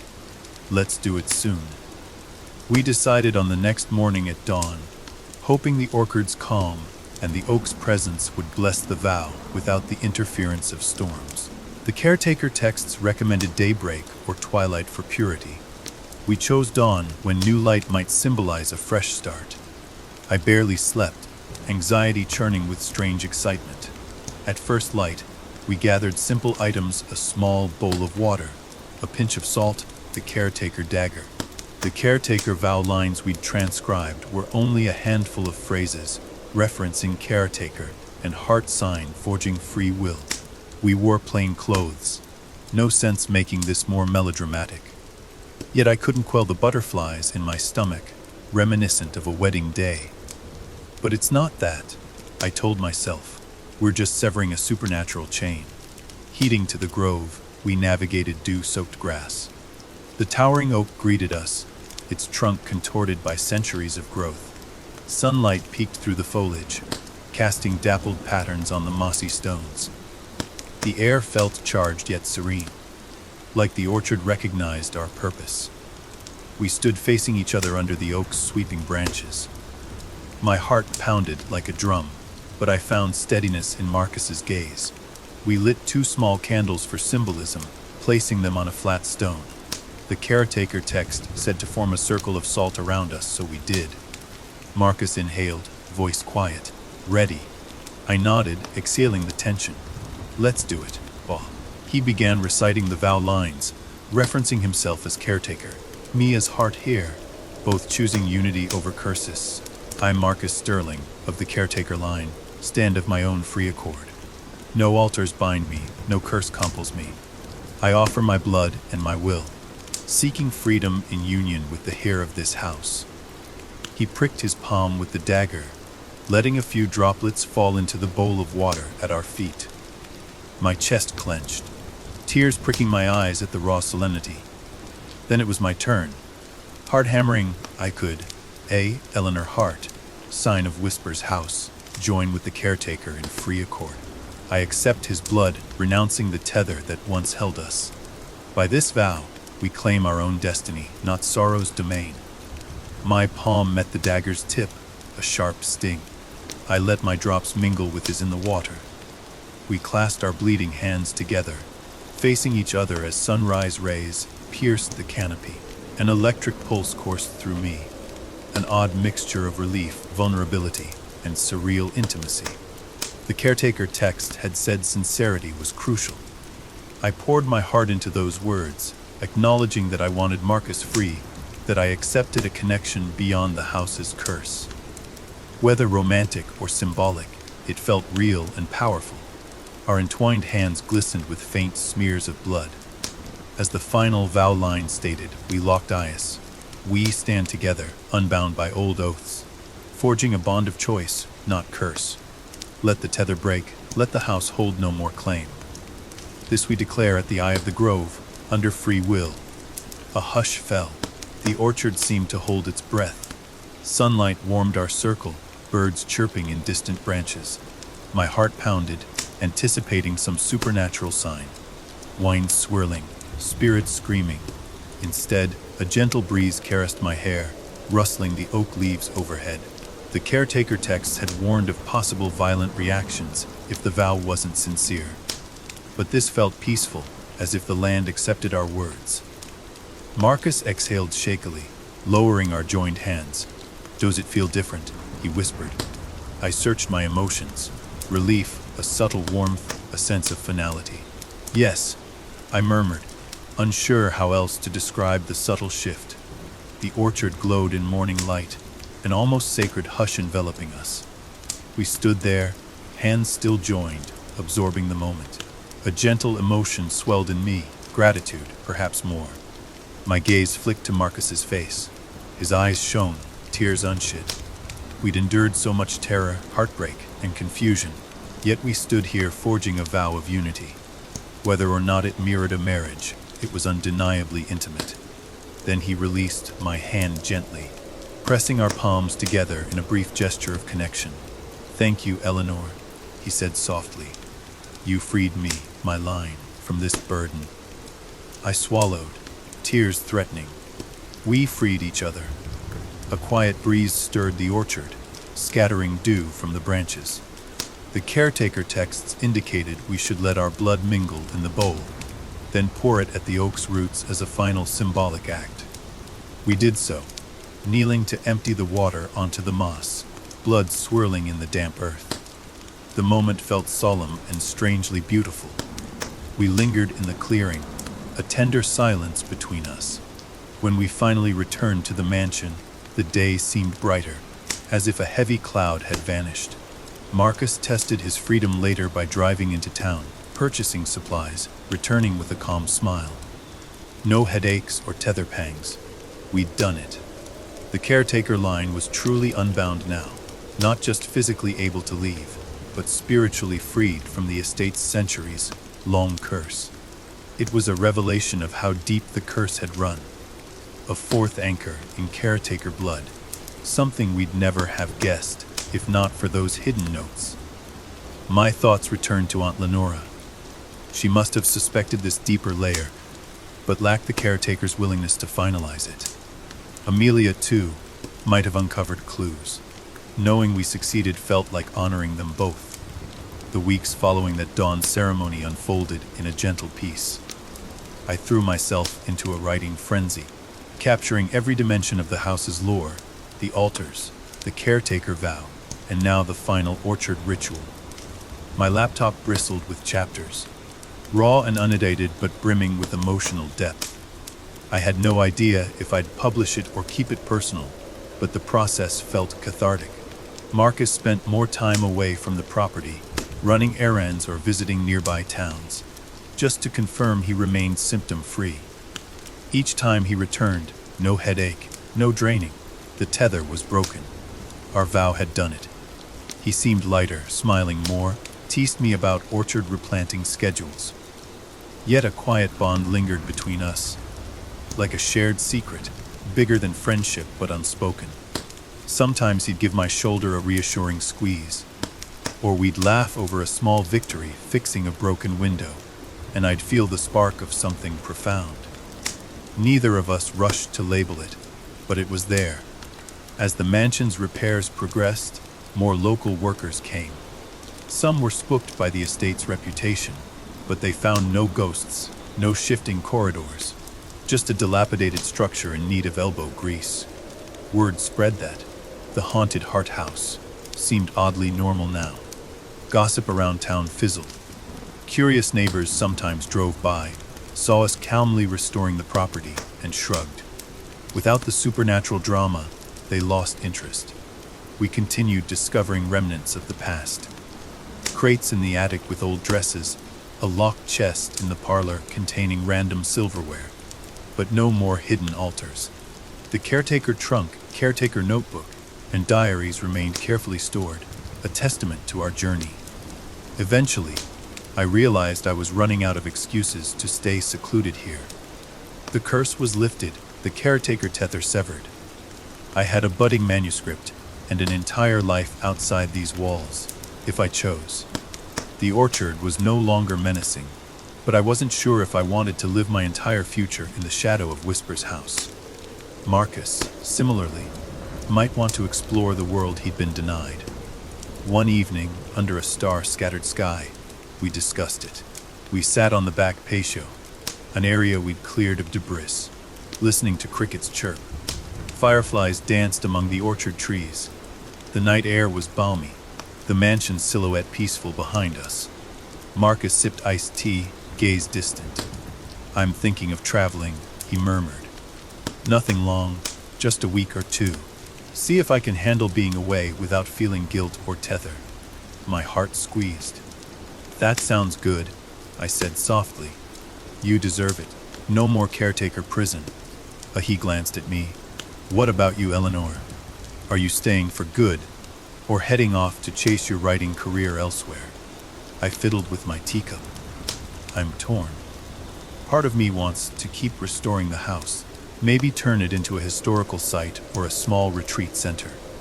Another part of me craves normalcy in the city, a soft, mutual understanding past between us. We'd walk separate paths soon, or maybe not. It was all uncertain. But we both agreed the house wouldn't be abandoned again. The final weeks of summer saw us finishing major structural repairs. The roof no longer leaked. The main floors had working electricity. Fresh coats of paint brightened once gloomy corridors. Contractors patched crumbling masonry. Gradually, Whisper's house emerged like a phoenix from its ruinous past. Still old, still bearing scars, but no longer haunted or decaying. During these renovations, I wrote incessantly, channeling every memory, from my first footsteps in the foyer to the raw terror of altar rituals. My manuscript ballooned well past novel length. On a whim, I decided to shape it into a memoir, direct and unflinching. Maybe the world wouldn't believe the supernatural details, but it was my truth. Marcus found me one day in the library, hunched over my laptop, tears in my eyes as I typed a chapter about Amelia's last known days. He said nothing, just laid a gentle hand on my shoulder, and I leaned into his warmth, grateful he understood. We'd faced the house's horrors together.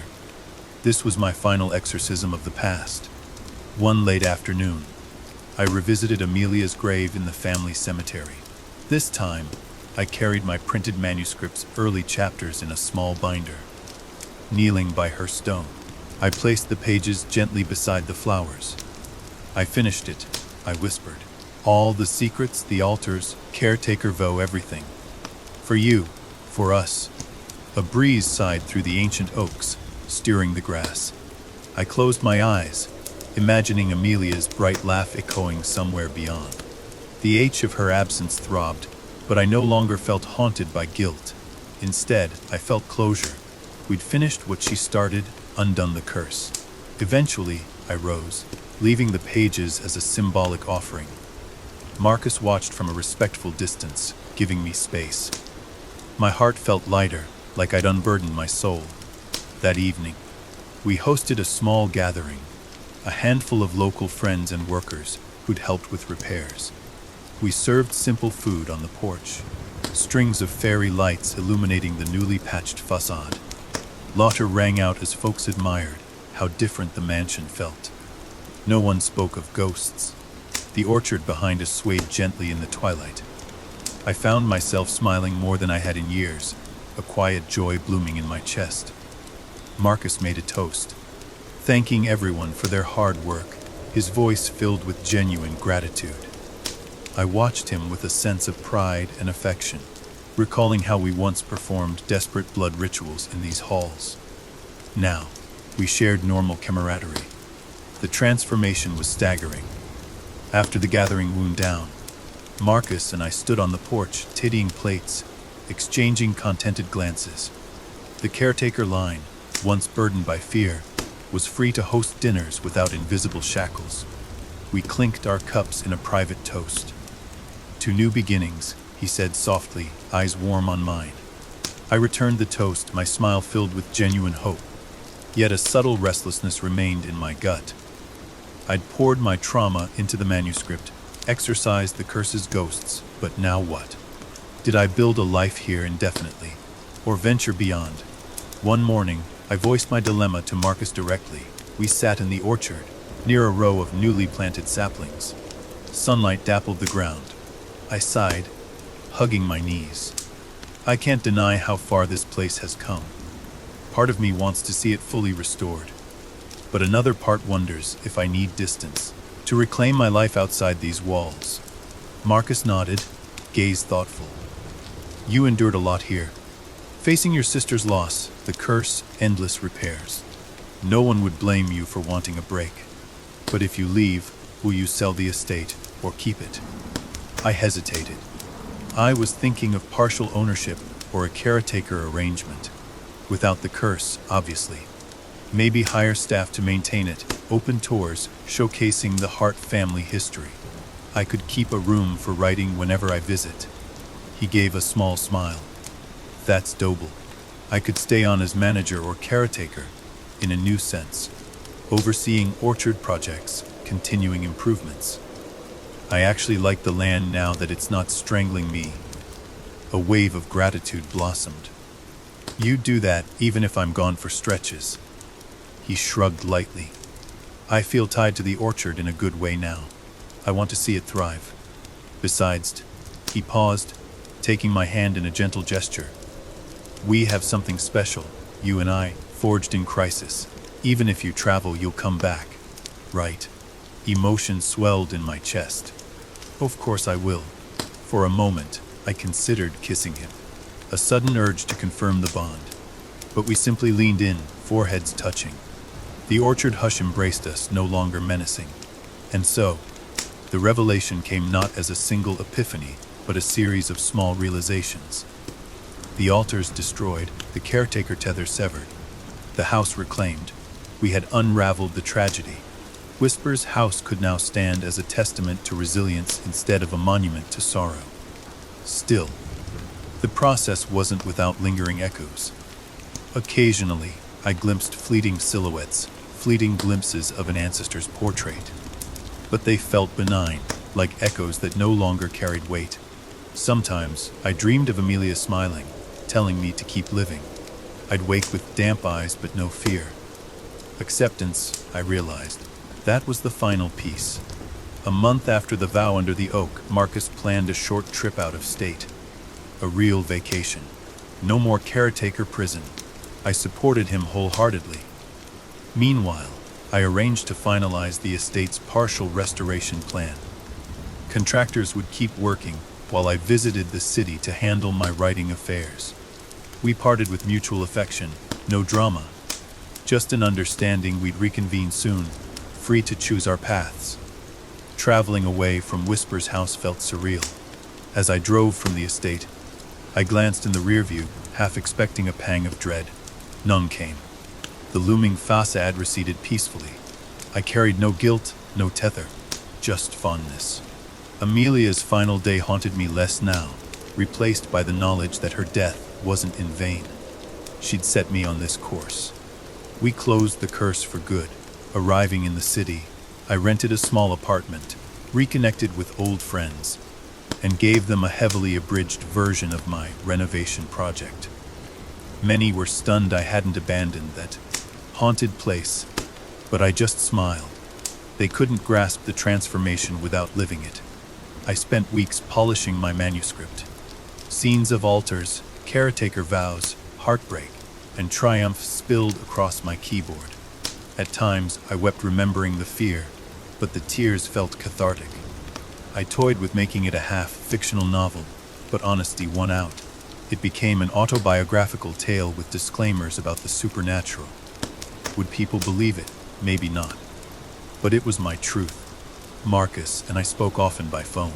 He updated me on orchard plantings, how contractors handled the final touches on a second-floor wing. "The orchard is gorgeous now," he'd say with quiet pride. "One might get a decent apple crop next season." He never mentioned any headaches or tether pangs. My relief soared. He's truly free. My own sense of freedom grew as well. No nightmares, no obsessive weight. Part of me missed him and the house's orchard. Another part savored city life, stepping into cafes without scanning for ghosts. Eventually, I received an email from a small publisher, intrigued by my partial manuscript. They wanted to chat about potential edits. My stomach fluttered. Could the world handle the echoes of Whisper's house? Or was I about to brand myself a paranormal nut? Still, the possibility felt exhilarating. Late that summer, Marcus invited me back for a harvest gathering. He'd organized a small orchard celebration for local folk, promising fresh apple sampling. I accepted without hesitation, driving back through familiar roads. The estate gate stood open, the gravel driveway no longer intimidating. Whisper's house shone in late afternoon sunlight, scaffolding removed, windows cleaned. Despite ongoing restoration, it looked stately, not haunted. Seeing Marcus standing by the orchard, greeting visitors, sent warmth rushing through me. He wore a relaxed grin, motioning me over. My heart pounded, an odd nostalgia mixed with affection. We embraced briefly, ignoring the curious glances from townsfolk. The orchard event was modest. Tables of snacks, a small band playing folksy tunes. Children ran among the trees, plucking apples, squealing with laughter. No ghosts, no curses, just a normal community gathering. My chest felt tight with gratitude. This was the rebirth of Whisper's house. As evening settled, lanterns lit the orchard paths. Marcus and I found ourselves walking amid the trees, the distant music mellow. Twinkling lights draped branches, painting the orchard in soft hues. I recalled how these same rows once gave me chills, every rustle suspect. Now they radiated life and warmth. Marcus stopped near a sturdy oak. "Remember when we dreaded stepping out here at night?" he murmured, eyes dancing with amusement. I nodded, recalling my terror. Seems like a lifetime ago. Now it's just peaceful. He reached for my hand. I let him take it, heart fluttering. The caretaker vow, the orchard ritual, our bond forged under crisis. Everything pointed to this moment of serene closeness. We didn't need altars to define it, just mutual affection. We strolled deeper until the music faded, alone among the moonlit trees. I squeezed his hand, my voice soft. "So you're really free to come and go. No headaches, no tether." He smiled, relief etched in his expression. "None. I feel free in every sense, and it's partly thanks to you." Warmth flooded me. We did it together. I might have died at the second altar if you weren't there. He chuckled softly, shaking his head. We saved each other, I guess. That's what unity's about. Yeah. A comfortable silence followed, hearts aligned in gratitude.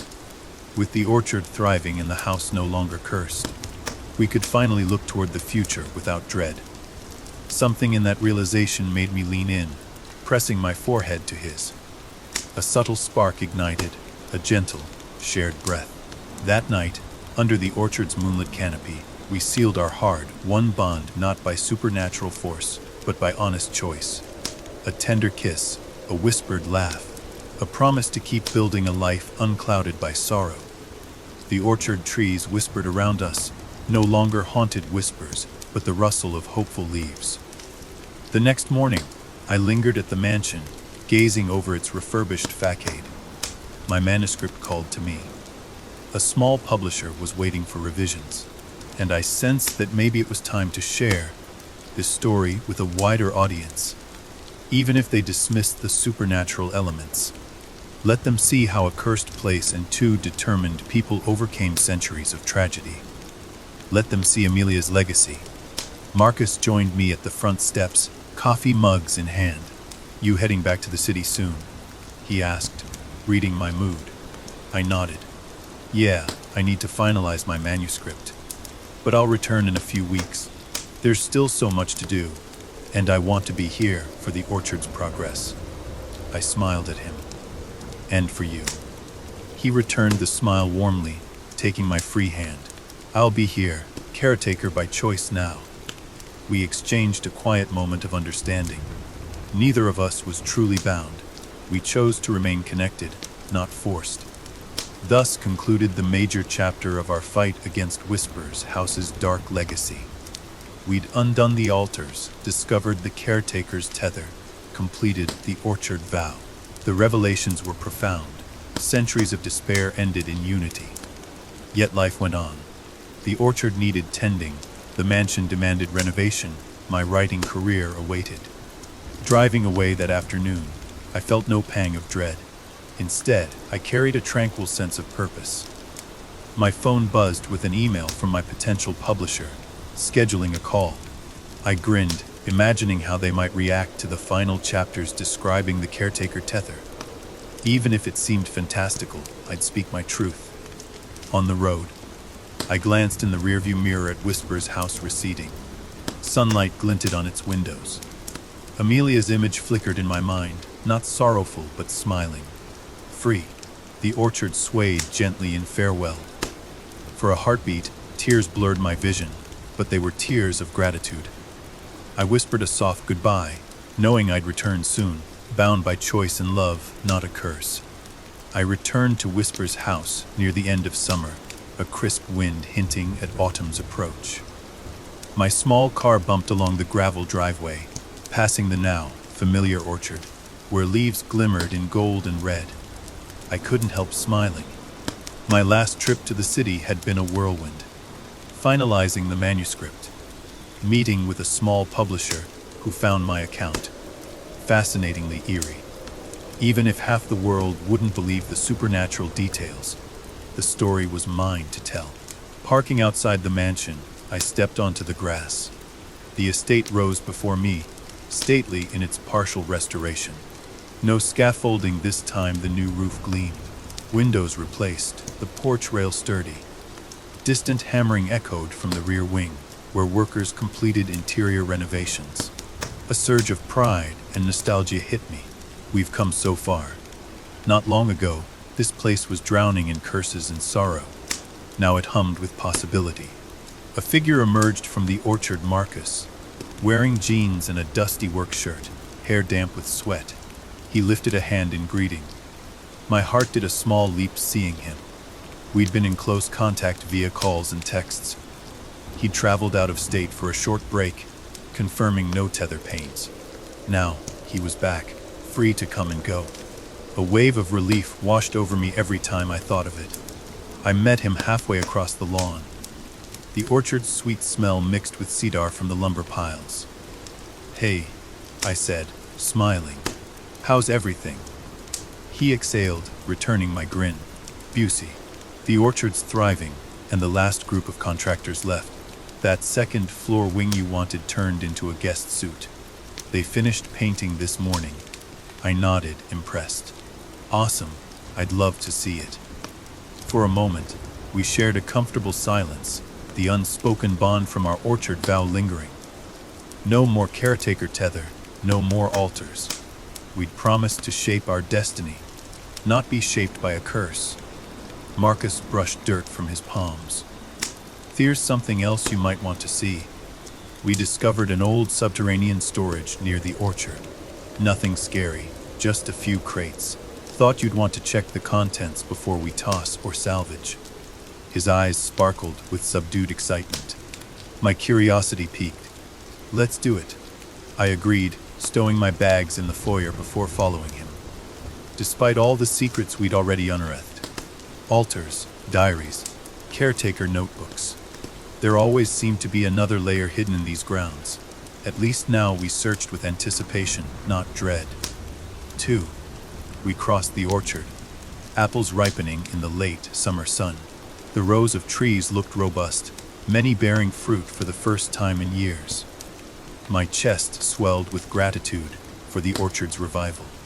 Workers had cleared brush, pruned dead limbs, fertilized the soil. Gone were the days of haunted nights and rotting branches. Marcus led me to a small slope near the orchard's far edge, where a patch of earth had partially collapsed, revealing a stone arch. A few crew members must have widened it into a workable entrance. My spine tingled at the memory of secret basements and altars. No, I reminded myself, we cleansed those. This place is just an old root cellar or storage. Still, I couldn't banish the flicker of caution. He handed me a flashlight, his own at the ready. It's not deep, he said gently. We looked around. Mostly crates from the 1920s or so. Might be interesting, though. I nodded, stepping into the earthen corridor. The air was cool, smelling of damp stone and musty wood. My footsteps echoed on rough ground. Indeed, it wasn't large. A short tunnel leading to a rectangular chamber. Shelves lined the walls, many rotted or collapsed. Crates stood in a corner, lids pried loose. My flashlight beam revealed old glass bottles, rusted gardening tools, a battered trunk with a missing lock.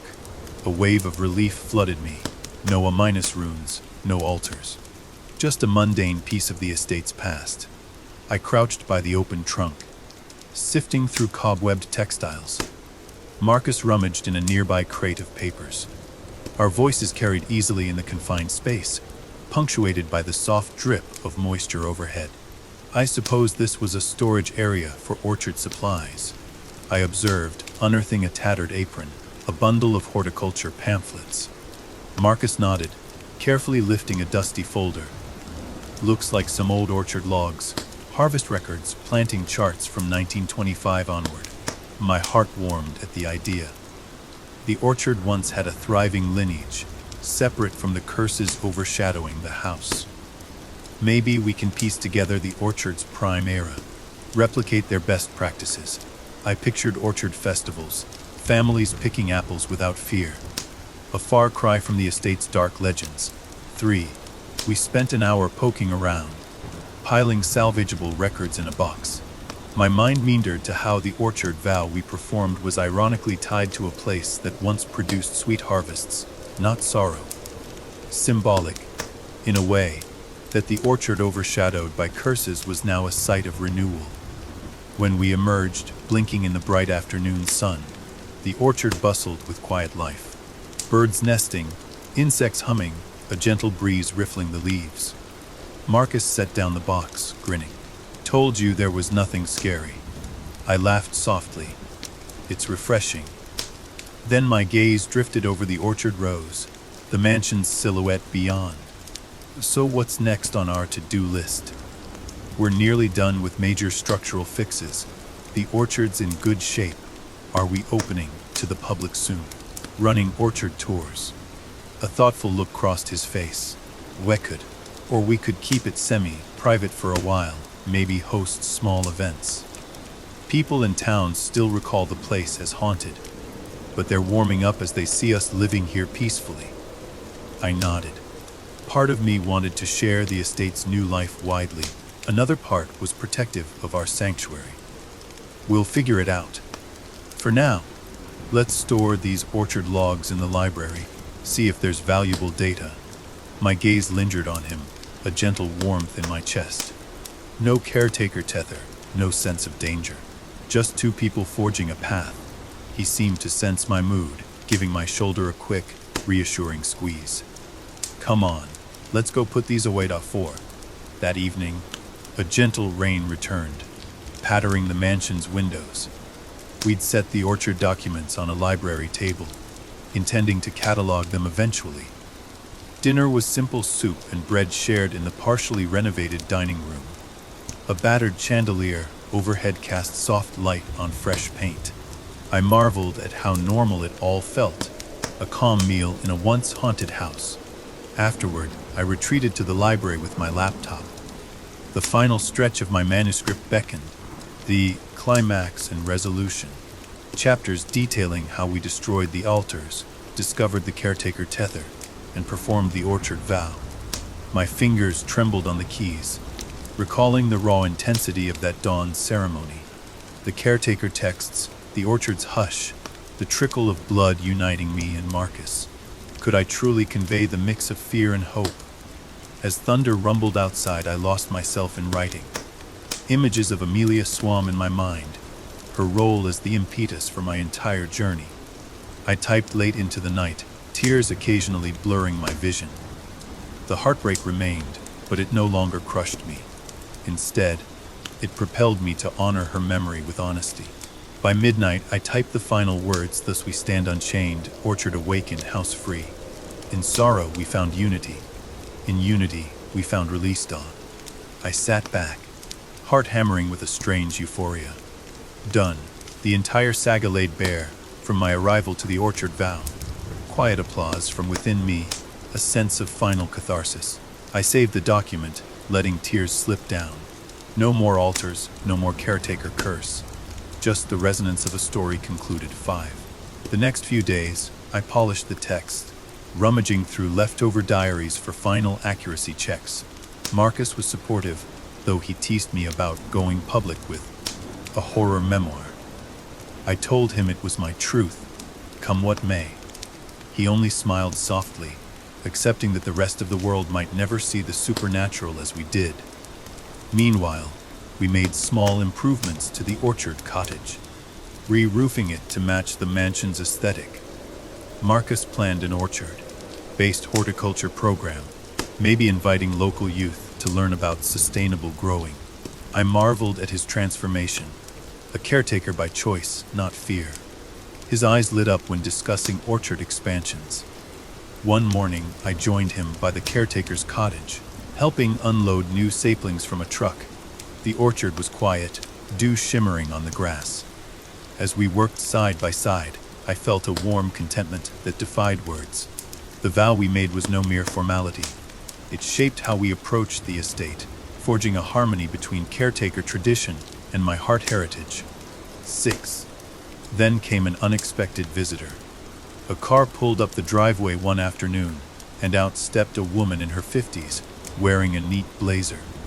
She approached the porch with a hesitant smile. I recognized her from a local historical society I'd contacted months ago, back when I considered turning the mansion into a heritage site. At the time, the curse overshadowed everything, so I never followed up. She introduced herself as Ms. Beauregard, a representative from the county's Heritage and Tourism Board. I invited her inside, offering tea in the newly restored front parlor. No longer a dusty crypt, she seemed impressed by the renovations, praising the polished floors and fresh wallpaper. I heard rumors the place was haunted. Ms. Beauregard commented gently, but it feels quite pleasant. Are you still interested in opening it for historical tours? I sipped my tea, glancing at Marcus. We exchanged a look. We're considering it, I said carefully. We've restored much of the structure, but we're not sure how public we want it to be.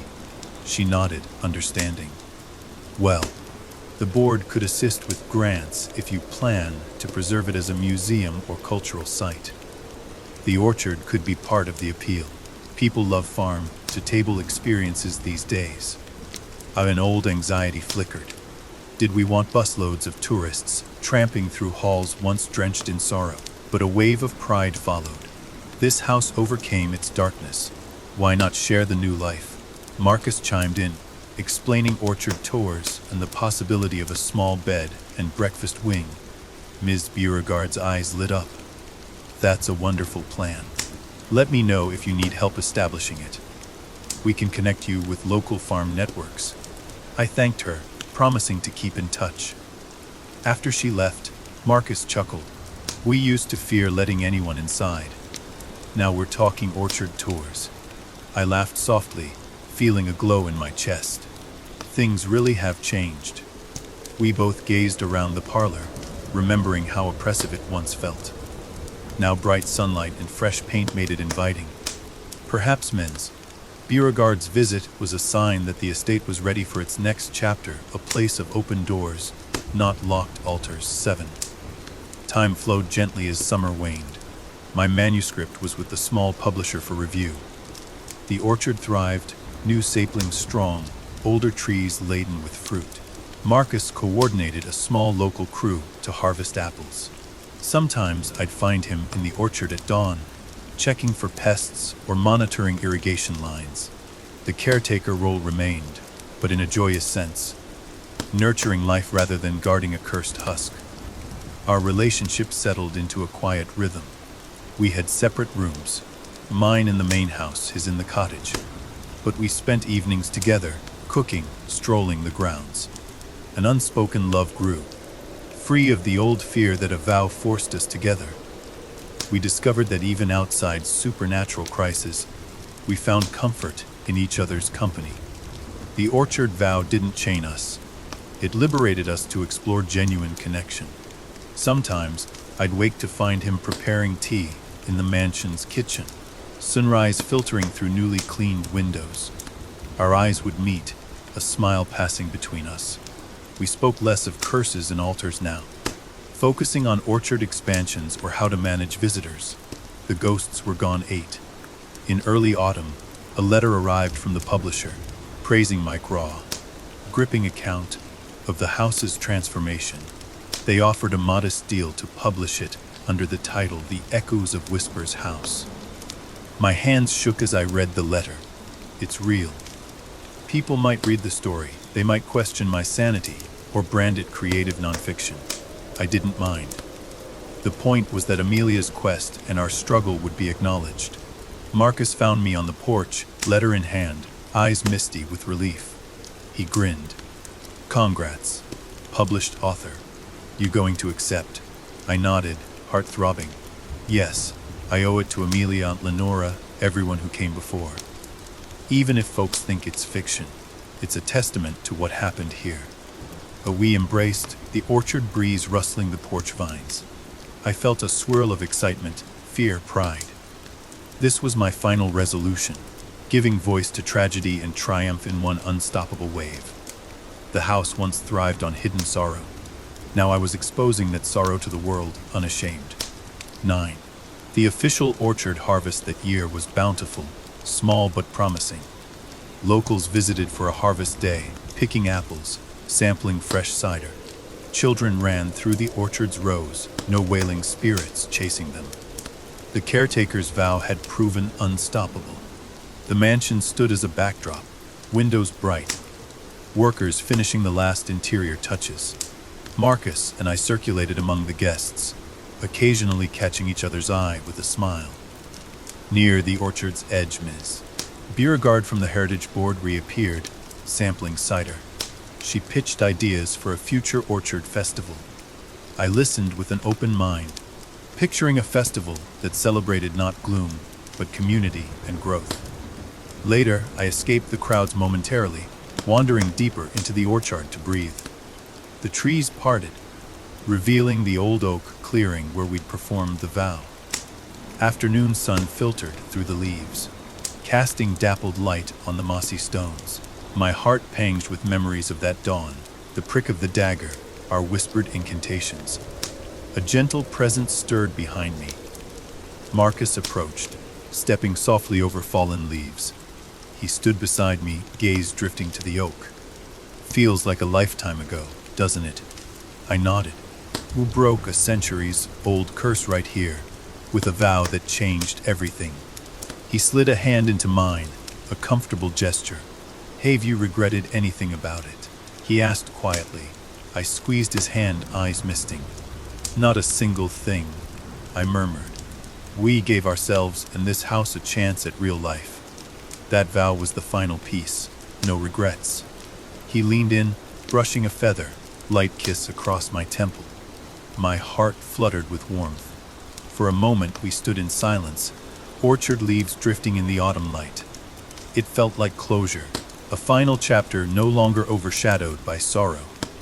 Instead, hope radiated from every branch. 10. In the weeks that followed, I prepared to leave for a short publicity tour. My publisher scheduled signings, mostly local, for the Echoes of Whisper's house. The irony wasn't lost on me. I was marketing a haunting memoir about a now peaceful estate. But I embraced it. If the world preferred a ghost story lens, so be it. The truth was deeper, a tale of heartbreak, resilience, and unity. Marcus planned to remain, continuing orchard improvements. He assured me I could come back whenever, that I still had a room in the mansion or the orchard cottage.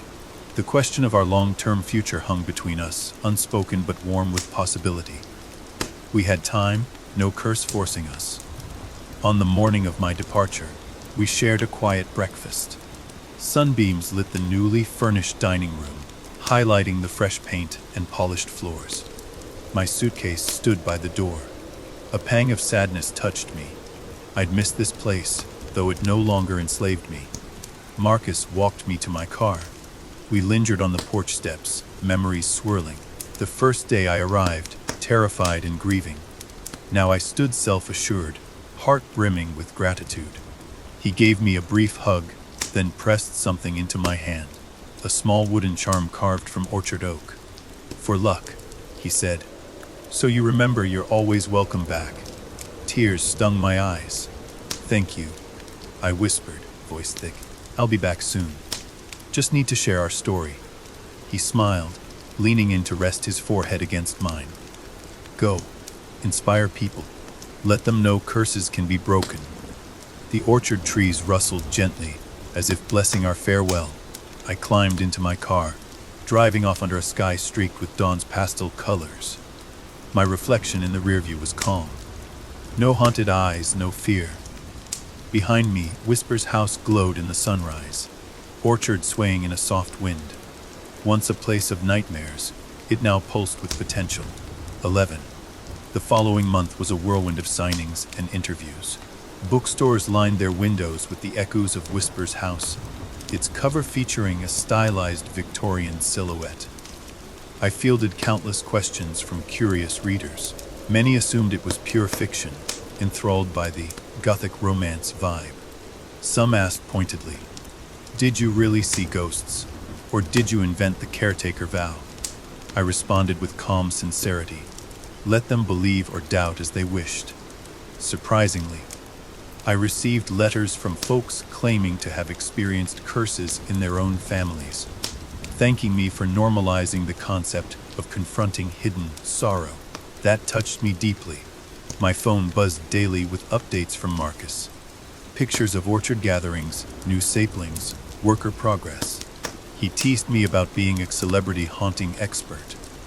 I teased back, missing the orchard's hush. But as the tour ended, a sense of longing grew.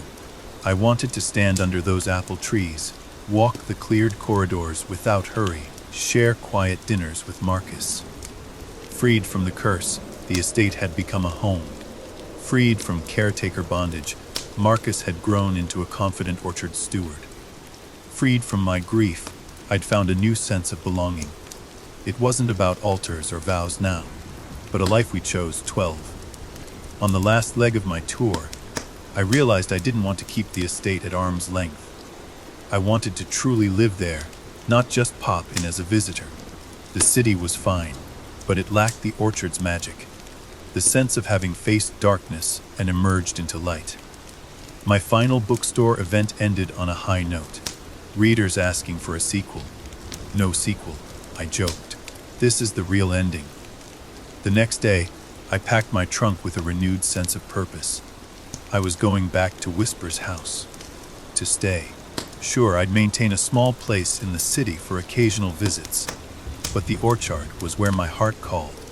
My future was entwined with the estates, and yes, possibly with Marcus's. The caretaker vow had ended the curse but begun something else. A life built on trust, not tragedy. 13 Set painted the estate in rich oranges and pinks when I finally returned. The orchard's leaves glowed with late autumn hues. Pulling up, I felt a wave of warmth, a sense of homecoming I'd never known. The front door stood open, revealing the foyer's bright interior. Marcus appeared on the threshold, wearing a grin that made my heart flutter. Dropping my bags, I hurried up the porch steps. He met me with an embrace that spoke volumes. No words needed. The hush around us thrummed with promise. We stepped inside, letting the door close. The foyer smelled of fresh paint, hints of cinnamon from the orchard's harvest. No ghosts, no gloom. We shared dinner in the library, a simple meal by the stained glass window. Beyond, starlight shimmered. I recounted my book tour escapades, the half-skeptical, half-thrilled audiences. He listened intently, occasionally offering a playful grin. "So you're a haunted celebrity, huh?" he teased, winking. I laughed, rolling my eyes. "Only if I keep writing about ghosts. Actually, I'm thinking my next project might be a historical orchard guide, bridging the caretaker logs we found with modern methods." He brightened. "That'd be amazing. We can share it with visitors when the orchard's fully open to the public next year." Another comfortable silence, a sense of synergy. We'd fused the house's dark past with a bright future, each step forging our legacy. 14. As night deepened, I wandered the corridors alone, reacquainting myself with every nook. The second-floor wing, newly finished, boasted polished floors and airy windows. The locked bedroom that once hid an altar was now a cozy study with fresh curtains. My footsteps echoed, memory flooding me with the terror and heartbreak once suffocating these halls. Now it felt more like a muse's haven, an empty canvas for the future. Eventually, I headed to the orchard, the moon illuminating rows of apple trees. The clearing with the ancient oak beckoned. My breath caught as I stepped into the ring of mossy stones. The big oak loomed overhead, silent witness to the vow that severed caretaker blood from a centuries-old curse. My chest tightened with awe and gratitude. We overcame so much here. I traced a hand along the oak's gnarled trunk, recalling the moment I'd spilled blood with Marcus, reciting words half lost to time. My eyes welled up. This place would always hold that memory, a testament to hope triumphing over sorrow. Lightning bugs danced among the shadows, the orchard alive with a gentle hush. A soft tread approached behind me. I turned to see Marcus, moonlight catching in his hair. We exchanged a knowing look. Wordlessly, he came to my side, lacing his fingers through mine. The orchard vow bound us in a supernatural sense once, but now it was simple choice. A vow to share the estate, the orchard, the rest of our days if we so desired. 15. We stood quietly under the oak, absorbing the orchard's serenity. My mind wandered back to how every tragedy, from Aunt Lenora's isolation to Amelia's final quest, had led me here. We changed the estate's fate, rewriting the final chapters of a cursed lineage. The caretaker tether broken, the altars gone, the orchard brimming with life. Marcus squeezed my hand. "I'm glad you came back for good," he murmured. "This place isn't the same without you." My throat constricted with emotion. "I belong here. We both do." A gentle breeze rustled overhead, as if the orchard agreed. For a fleeting moment, I imagined Amelia's spirit smiling, free at last from the house's sorrowful grip. In that hush, the orchard seemed to exhale content. No malevolent presence, no whispering gloom, just two people forging a future. The caretaker line was reborn, not in servitude but in choice. The heart scion, once burdened by tragedy, now carried hope. Our vow had become more than a forced ritual. It was the foundation of a shared destiny. 16. We returned to the mansion hand in hand, the orchard's moonlit path guiding our steps. Inside, the warmth of restored rooms cradled us. Each door no longer symbolized hidden horrors but potential. The library, the parlor, the bedrooms, spaces for life's normal joys. Hard to believe this was once a place of locked altars and unspeakable dread. Standing in the foyer, we paused at the foot of the grand staircase. My thoughts drifted to the final lines of my book, how I ended on a note of hope. Yet living that hope felt even more profound. No ghostly hush, no suffocating tension, just the house's silent gratitude. If a building could be grateful, perhaps it could, in a poetic sense. Marcus drew me into a gentle embrace. Our eyes met in the glow of the overhead chandelier. "We did it," he whispered, voice full of awe. "Really, truly did it." Emotion welled up. "Yes." My voice trembled with simultaneous relief and longing. Our shared ordeal had blossomed into a bond that, while forged in crisis, endured in peace. Slowly, we tilted closer, a tender kiss sealing the unspoken future. My heart soared, echoing with the orchard vow's essence: unity, acceptance, freedom. When our lips parted, we both smiled with soft wonder. No curses, no altars, no caretaker tether overshadowed us. Just quiet devotion and the wide, open possibilities of a life unbound. In the months that followed, Whisper's house emerged as a local curiosity turned budding attraction. Word spread that the orchard's apples were exceptional, that the mansion's labyrinthine halls were no longer frightening but captivating. We hosted modest tours, recounted a sanitized version of the estate's history, respectful but less supernatural. Those hungry for ghost stories found only renovated rooms and an orchard that brimmed with friendly warmth. My book, The Echoes of Whisper's House, garnered modest acclaim. Some reviewers hailed it as a deeply personal triumph over grief. Skeptics labeled it Gothic fiction, claiming the supernatural elements were metaphors. I let them think what they would. The orchard vow, caretaker altars, and curses were real enough to me and Marcus. That knowledge bound us more securely than any public opinion. Periodically, I traveled for signings, confident that returning to the estate would remain restful, not harrowing. Each time I came back to the orchard, the caretaker's cottage, and the comforting presence of Marcus, we teased each other about Wedding Vow 2.0, or joked that the orchard vow was enough of a union. The truth was simpler. We loved each other beyond curses or altars, forging our bond in freedom. Maybe one day we'd stand among family and friends in a more conventional ceremony. But it wasn't urgent. We had all the time we wanted, unshackled by old ghosts.